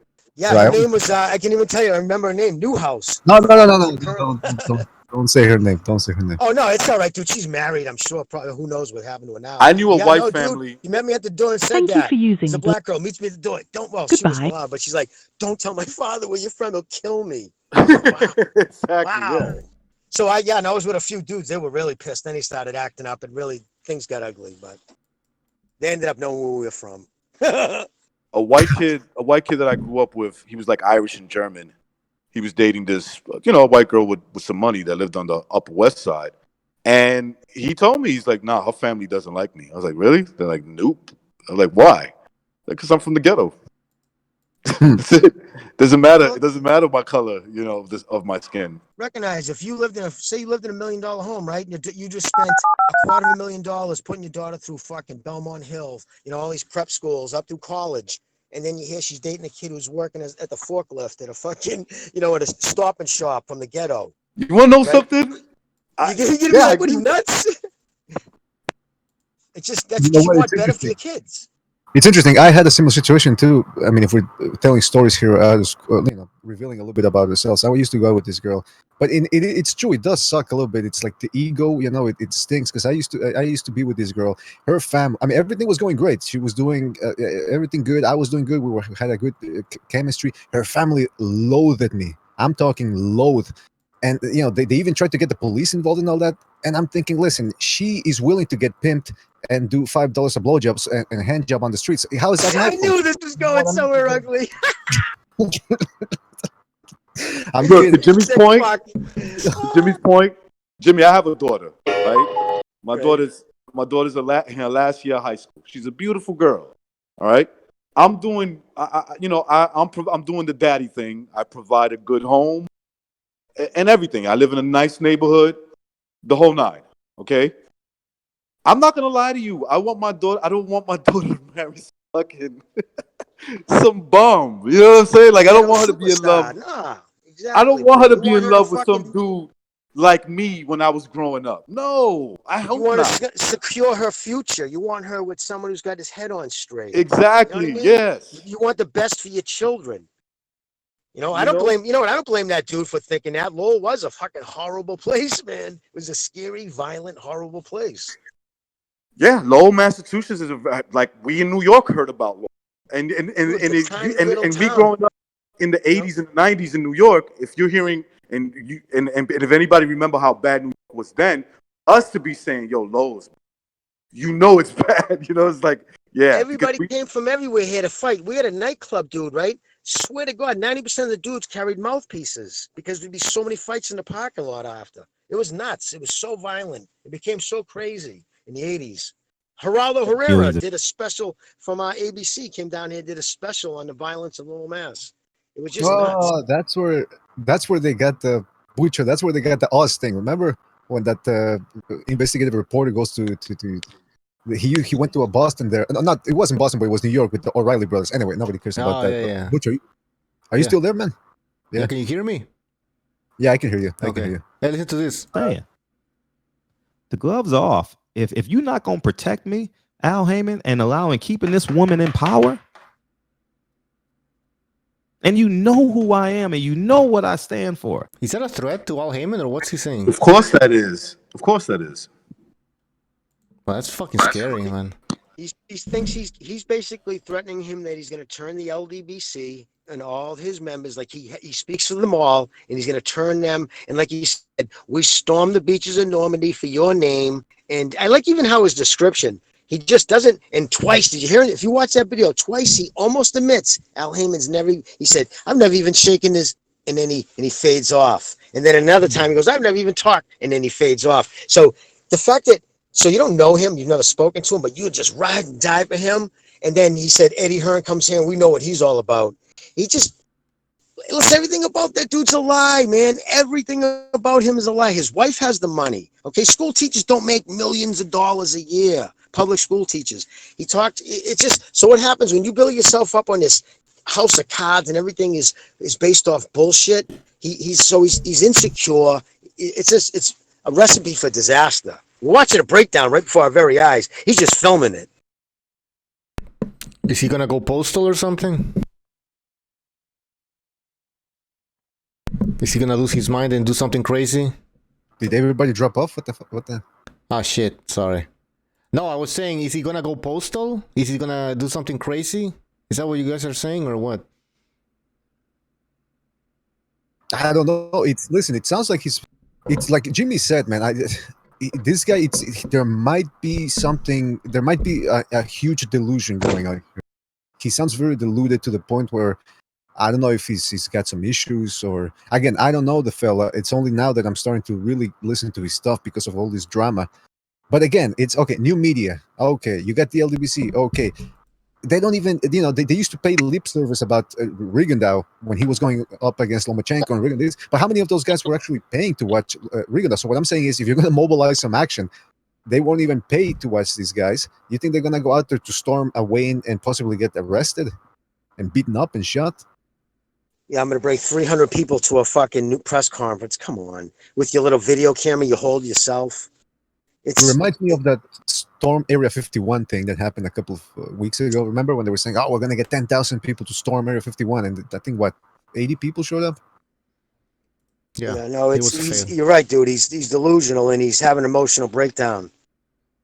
He came on, he tried to play this yin and yang. When you put out nothing but negativity about race, you're not gonna be able to ride that all the way to the top. That has a shelf life. You can only take that so far. He was never going to break into mainstream media, being the fucking Malcolm X of boxing media. Just wasn't going to happen. Yeah, you know what? He needs to listen. Negative energy. If you're putting out negativity out there, and this is going to sound very zen, but there's a psychological basis for this. If you're just talking negative, eventually that becomes your viewpoint in life. I don't know if this guy's faking it or not. I don't know if he really believes what he says. But if you're saying it day in and day out in front of a camera, in front of a microphone, 2 hours a day, whatever, it does start to creep into your subconscious, and that's what your life becomes. And you start seeing life. So that's a good point. That's a very good point, BDA, because that's what's happening with a lot of these guys. They're paranoid. So the energy they bring is the reason why people look at them the way they do. Yeah. And it's interesting. Like if you bring in negative energy all the time, I mean, how first of all, you're gonna make me feel uncomfortable. I'm not gonna want to be around somebody like that. Well, I know you guys are up on stuff. Look at the leftist media. They're collapsing because you can only ride that fucking orange man bad thing so long. The negativeness all day, 24/7. They're all collapsing. All these, outrage fucking sites. Exactly. Everything bothers them. Everything, and they target certain people like that too. They target a little bit of the black community, a little bit of the Hispanic, the gays, everything. Right? They like, oh, you shouldn't. You know what you used to joke about. Don't joke about it anymore because that's racism, and those are evil people that will talk to you that way. You know, and you They should be triggered. eviscerated Natina, that tennis player. I mean, she was into gay rights back when it wasn't fashionable. She's done so much for that. And all she said was, I don't think it's right that men yesterday can become women today and, change records. And because of that, they eviscerated her. She's on the outs now. It's a fucking circular firing squad. Eventually, in identity politics and that, you eventually run out. Because you know what it is? Communist tactics are rooted in thuggery. Like people don't realize that. It is. Excellent point. You're 100% right. It's rooted in thug culture. I mean, the people that created communism are the original thugs. If you really and what you do, you tear down the ruling class, and to them, that's the white people. That's why suddenly it's tear down white people. It's interesting. First of all, we got a super chat incoming. Virtuoso, shout out to Virtuoso, who says it's unsustainable to build a business brand around bigotry. Shout out to Stu, by the way. Welcome back. I'll tell you something, man. There's a thing called homeostasis, and that is the body's biological system regulating itself. It has to keep a balance with all the chemicals that are going on there, the temperature, everything. And I do believe that most human beings, if not all of us, we're attracted to harmony. Nobody wants to really be listening to negativity all the time. And even though, maybe some of these people who love to hear about the racist white people and the racist white system that oppresses everybody that's not white, maybe they tune in, they listen to that about maybe 50 minutes. I don't know if everybody stays on the stream for 2-3 hours, and then they leave and they go on about their lives. But like I said, if you're preaching this 2-3 hours a day yourself in front of a microphone, that's a whole other story. Now, so again, shout out to Virtuoso for his super chat. I want to. What's that called again, BDA? What's it called? Homeostasis. I don't even know if I'm saying it properly because of my Vladimir Klitschko accent, but look it up. Homeostasis. Now, or I don't know if you say stasis in English. Anyway, so it's positive energy waves coming, like whether it's. Okay. Because to that point, dude, my girl, right? You know how she just almost lost her leg, and she had all the skin grafts. They claimed her skin, right, healing. She was supposed to have 2 more surgeries, grafts, and they said they went in, they took the wraps off, and they said, "Oh my God!"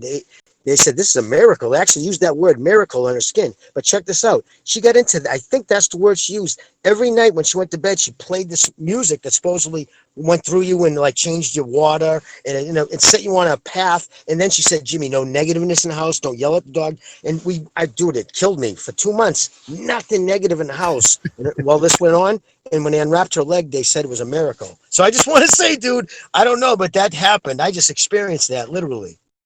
Well, I mean, if you think about it, when you take a psychedelic or a drug, marijuana, whatever, it changes your brain waves.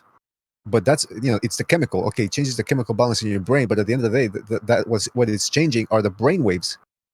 So if marijuana is good for a certain thing, healing or whatever, then if you can recreate the same thing with waves, without the actual substance, that maybe it can do something similar. I don't know. Listen, I'm not a physician, obviously, but I'm just saying it's don't discount any of these things out of hand. Now, the other thing is, I wanted to read a comment real quick from the Bucks. And by the way, Jimmy, it's good to hear that your girlfriend is healing up nice and well. That's really good because, I mean, after an accident like that, yeah. I wanted to read real quick one comment from Boxing Scene because in the forum somebody started a thread, and it wasn't me, by the way. I don't post there, but somebody started a thread about this whole barbershop thing, and one person said, "This dude, I never liked him. He seemed fake to me. And it made me wonder what the other black boxing fans saw in him. They looked at him like he was their god/leader. So I just shrugged it off, and I said, I don't know.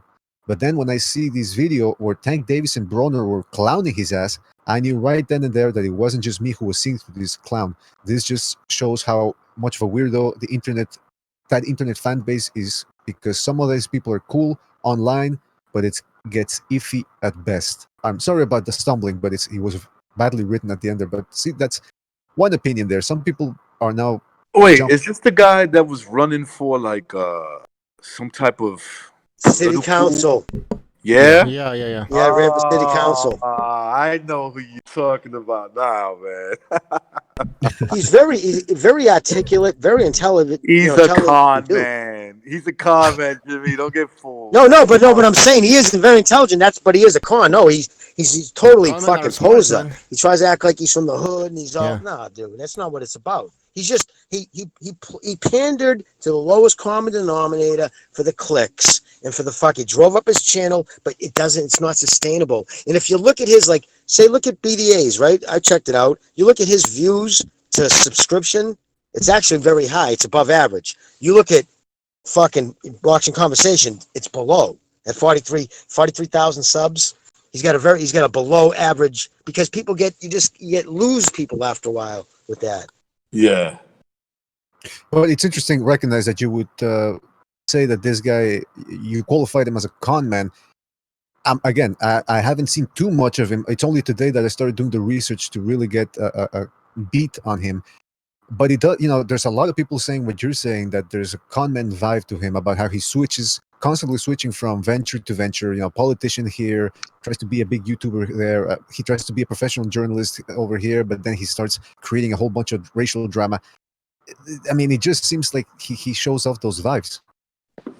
You see, by him telling that Al Heyman better choose him and get rid of that girl over him, that choosing, he's thinking he's bigger than what he really is. That's what Troy, the caller from Baltimore, said. I mean, really, think about Does it. he actually believe that? Does he What? actually believe what he's saying, or that's just part of the act? No, I believe he thinks that. No, when he's delusional. Like some people get, you give somebody a little success, they start becoming a bit delusional, especially if they got that mindset already. They're already, arrogant. They're gonna think that, Al Heyman probably go fuck yourself. You won't come. Well, into they also podcast. told Blue Blood they wouldn't credential him, I guess, either. Yeah, Al Heyman Blood, Al Heyman don't need these. He don't need these. Well, they were doing it out of their car, and she told them, "No, we don't want. That's not a good look. We don't want, hire you guys on and doing videos out of your car." You trying to make us fans, right? With all this nonsense you guys talking about race and this and that, and no, we trying to gain fans. We're in the business of building clients.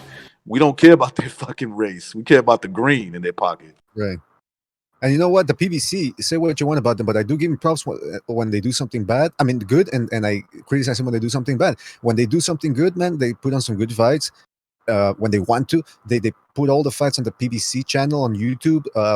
They create some very interesting press conferences sometimes, like the last one, Harrison versus Charlo. I mean, say what you want about the playing up those antics, and they're both looking a little bit unhinged, but it was entertaining. You don't see that much on Top Rank press conference or the zone conference. So the PBC is doing a good job, and I mean, as good as sometimes they. Yeah, anyway, we've criticized them in the past, but they don't want that image. That's what people are saying on the internet, and I have to sort of agree with her. Now, it's interesting. Real quick, somebody in the boxing scene said there's an amazing video of Barbershop in his back garden crying with anger, literally screaming Hearn's name. He's got so many videos, but I can never find the damn thing. The comedy value. Why was he crying? About what? I don't know. The guy says he can't find the video, but he says the comedy value is great at first, but then you quickly get bored with it. So that's one guy's opinion. Right. Maybe he was playing around. I don't know. Yeah, maybe. You never know on the internet. People make stuff up all the time. But well, he takes these videos in his Tesla. That's part of his gig. He goes, "This is my Tesla." He says it all the time, but it's his wife's car. Yeah, you said he's probably married to a white girl. No, an Asian woman. Look at boy. that. Yeah, I was close. Well, you guys know Mike Montero Boxing. He lived 3 blocks away from him in Culver City, in L.A. So he would see him all the time. I love how these black Power Rangers. I'm sorry, I'm not dissing all blacks, okay? Because I would, that would be wrong with me. I'm just talking about the black power. We the people, black people. Those guys. They love them some white women and they love them some Asian girls, right? All that shit you guys talking, but y'all want to marry white girls and Asian girls. Right? Think about it. He's all for my people. I'm all about my people, and he considers himself an ultimate catch. Right? He's a master's degree. You know, I'm a rich person. I have everything going on as a black man. So you would think if you love your black people, you'd want to create. You know what I mean? Keep it in the community. He goes out and marries an Asian girl. He's just, dude. He's a fraud. As soon as they get a little success, right? They're marrying out of a race. Wait a minute. And she had money. Sorry, to be fair, maybe he married one of those communist Vietnamese Ho Chi Minh Asian girls. Is that possible? Maybe, and maybe doesn't. I heard her family owned a supermarket and she had money. Oh, yeah, she probably hooked him So up. like she inherited a lot of money, and that's, well, I don't know if that's why he married her, but he definitely, you know, it was her house and shit. So She probably couldn't get a white boy and said, you know what? All right, it's time to move on that. Like some regular guy. She found him. yeah, it's funny. Yeah. Now- you know she was looking for a white guy first. That was her first option. well, But- he can talk very. I mean, he's very smart and he's articulate. He plays guitar, so I'm sure. Yeah. No, acted the I get all part, that. acted the role. I get all that, Jimmy. But I guarantee you, that's not her first choice. No, you know what I'm saying. No, I'm sure he acted like, you know, the role. But yeah, I know what you're saying, brother. Hey, you want to talk about racism? Asian families, especially like from the Chinese mainland and all that, I don't know what they have, that white face for them. If you're an Asian parent and you have a daughter and she naps herself a nice white guy, oh man, they can die right then and there. Their life is fulfilled. I don't know why they're obsessed with their daughters marrying white guys. It is an Because absolute. it's closer to their race. Listen, these are people that are very racially conscious, which is fine. Because I personally, look, I don't knock interracial dating. It's fine. It's not my preference. I don't prefer that. I like my, and I mate with women. When I have kids, I want them to look exactly like my bloodline. Okay.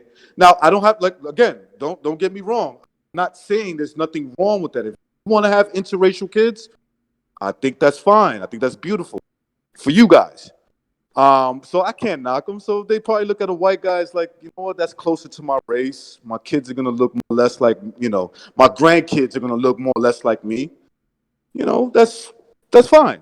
You know what I'm saying? So it's okay. But it doesn't work out that way. So they see their daughter. It's mainly the daughters, right? So it's like they see their daughter marrying some fucking black guy or some Puerto Rican. That looks like Carlito's Way or something, you know? And they're like, shit. Why the fuck did you have to pick this guy? Well, look, the point is, that's what I'm saying is you live by the gun, you die by the gun. And if you're preaching racial this, racial that, and you know, black supremacy, black pride, and then and you criticize other people for not keeping it real and not being black enough, and then you go ahead and you marry an Asian girl, well, I mean, are you trying to con and play your fan base?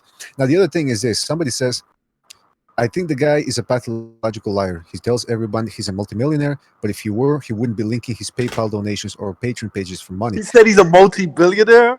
Millionaire. Oh, okay, millionaire. Excuse me. Well, apparently, listen, I don't know. I haven't listened a lot to him, so I don't know if he actually said that. That's what people are saying. He has said it multiple times. He has a PayPal. He's probably got. I'm Listen, worth millions, Eddie. Eddie, this is how he says. He yells at the videos. Eddie, Eddie, I'm worth millions, Eddie Hearn. I'm worth as much as you, Eddie Hearn. That's Now, what he does said. he actually believe that? That's because if he doesn't, he's like obviously not he's crazy then. If he actually to be fair, he might have some money. Like he's probably over exaggerating what he has. Men like to do that. With this, there's a couple of things we like to over exaggerate: our women and our money.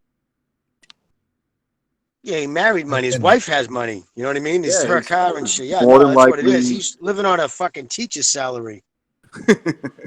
What's more likely, I believe what Jimmy just said. It's his wife has money, right? Comes from family, and she hooked him up. You know, she's a nice girl. Like, look, she's dating him, she's married to him, or she has kids with him. She's hooking him up. By the way, yeah, I think, yeah, you know. And by the way, do you think she owns like she has to be careful? You know, remember that scene in American History X where the Asian grocery store that gets attacked by a bunch of skinheads? Yeah, but it's more like she has to worry about another race to do Oh, that. come on, listen now. I'm just keeping it 100, man. It's just, you know, All right, that's a movie. I'm talking about reality. Okay, I got another comment here. This guy's it's the same guy though, and this gets into the territory of I don't know if this is true. Maybe somebody in the chat room can actually inform us about this. He says, "I'm glad the LDBC were taken for a ride by his exploitation of their trust for his ego gain. Remember the video I posted in the Thunderdome? He was stroking it at an LDBC gathering. This guy is a bona fide freak, and the LDBC minions have been in awe of this. LMAO." So apparently, from what this guy is saying, is that he says he was stroking it at an LDBC gathering. Is he trying to say that the guy was pleasuring himself in public? Is that what he's trying to say? That's how I take it. Okay, I don't know why anybody. See, this is the internet. This is the bad thing about the internet. People can make up whatever they want, but he's got a bunch of detractors, and if you're gonna speak the way he's spoken in the past and be as radical as he has been, that it's to be expected. But now this whole thing about him trying to body Kelly Swanson, think about it. This woman has been in the business as far as was that? Anyway, this Kelly Swanson works for Al Heyman, right? Yes. Okay, And so whatever Kelly Swanson told him that bothered him, that comes from Al Heyman. Oh, well, that's the other thing. Okay, first of all, she's been around, as far as I know, since the mid-90s, I think. That's what people were saying, that she's been in there with Riddick Bowe. I think she started off with Riddick Bowe. So if she's been employed by so many years and for so many top boxers, that means she's doing something right. And I don't think Al Heyman is gonna throw her under the bus to get in back in the good graces of. No, listen, let me break it to Barbershop. Kelly Swanson is more important to Al Heyman than you are.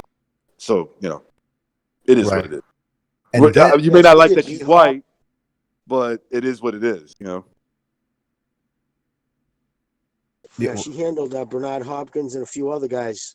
She's been around for years. My black lawyer is more important than Carlos from my whole neighborhood. It's just the way it is. Why do they think that Al Heyman? My black lawyer is taking care of business. He's knocking shit down. So how are you gonna throw Carlos under the bus, man? Come on. I'm just saying, Carlos is just gonna have to get over himself. I don't care what Carlos thinks.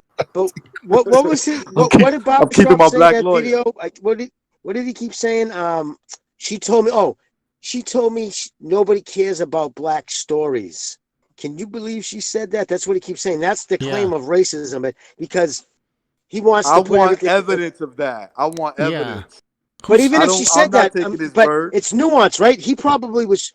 What she looks at it is like, no, you want to make it all about the black negative, about racism, and nobody wants to hear that. And he took it instantly, like, well, nobody wants to hear about black stories. He's just chopping it up. He's taking probably an excerpt of what she said. Because again, if he lies about everything else, why wouldn't he lie about what she's saying? Good point. Well, isn't that a true comment anyways? Because there's racism all over the place. He just sees racism all over the place.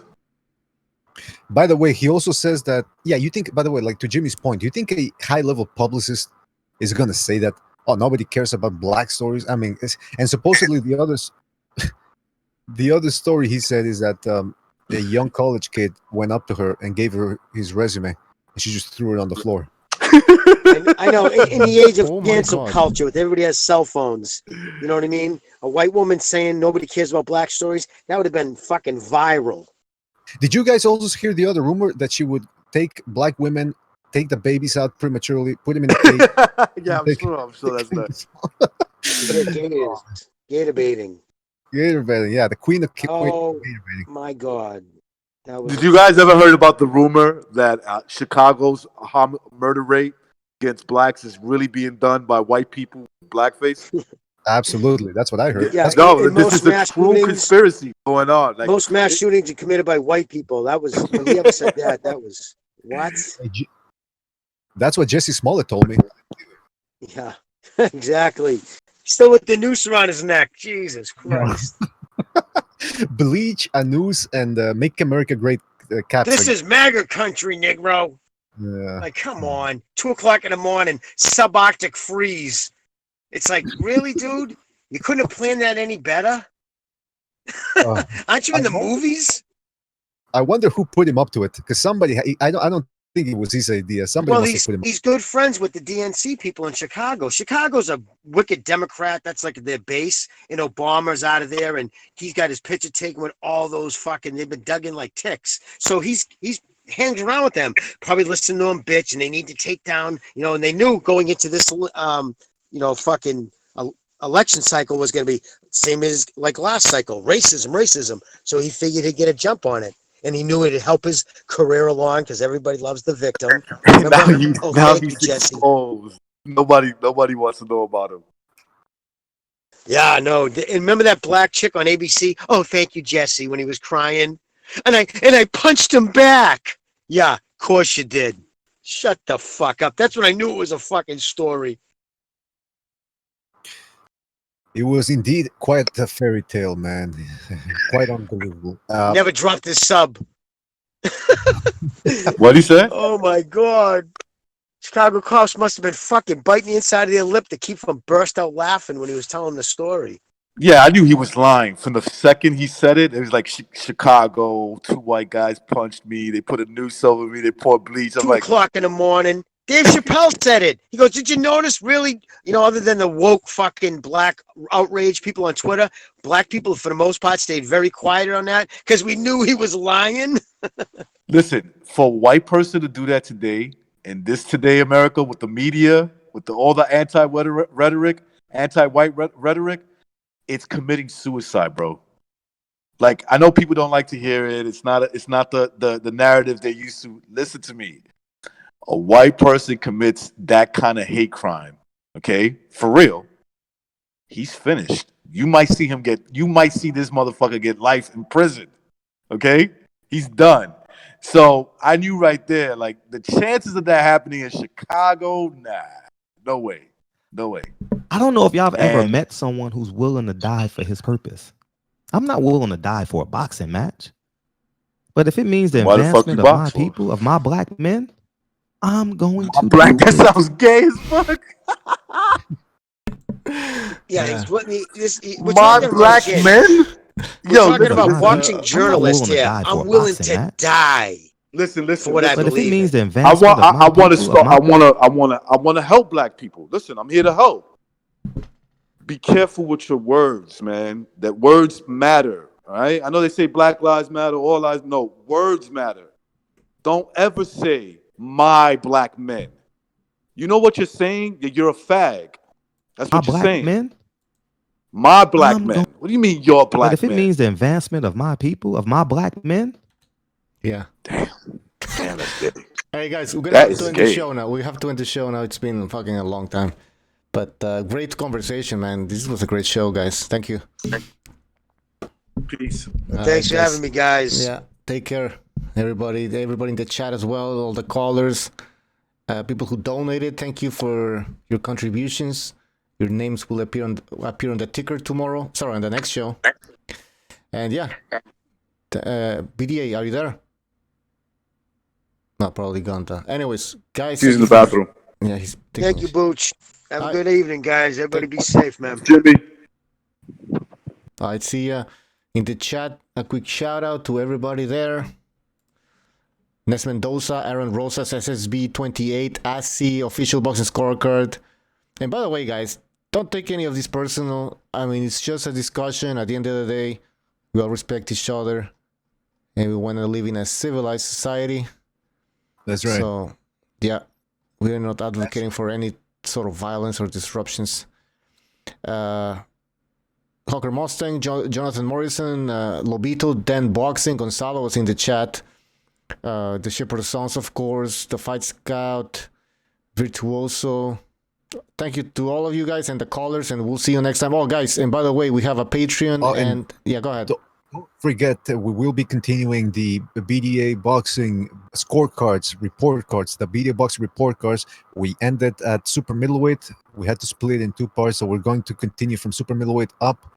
On the next episode, we will be continuing. We'll get to all of those fighters, continue to give them the scorecards, whether they passed, failed, or they made the honor roll. So we're going to be finishing that next episode. It is going to be a boxing episode, like an actual in-the-ring boxing episode. That's right. And by the way, if you would like the show, please support us on Patreon and on what else we have, PayPal. The links are in the description. And yeah, we'll see you next time. Take care, guys. Hey, get easy, fellas. One of you. I'm sorry, I don't mean to offend you. I'm disappointed in every one of you. Kiss you on the mouth. No, I'm not cool with that. I'm sorry. One more time. I'm disappointed in every one of you. I mean, I'm dealing with degenerate animals. I'm disappointed in everyone. Totally disappointed in everyone. All right, come on. Honestly, I can't do it no more. I'm disappointed in everyone. Then let me tell you why. It's gonna be all right, Nicky. Go ahead, shoot. You just killed a fucking man. What are you going to do about it? You're happy because you got nothing. You don't got a thing. You're happy because you got nothing. Lorito! You got nothing. I want to get out. I want to get out of this rat hole. I want to get online. I need BDA Boxing.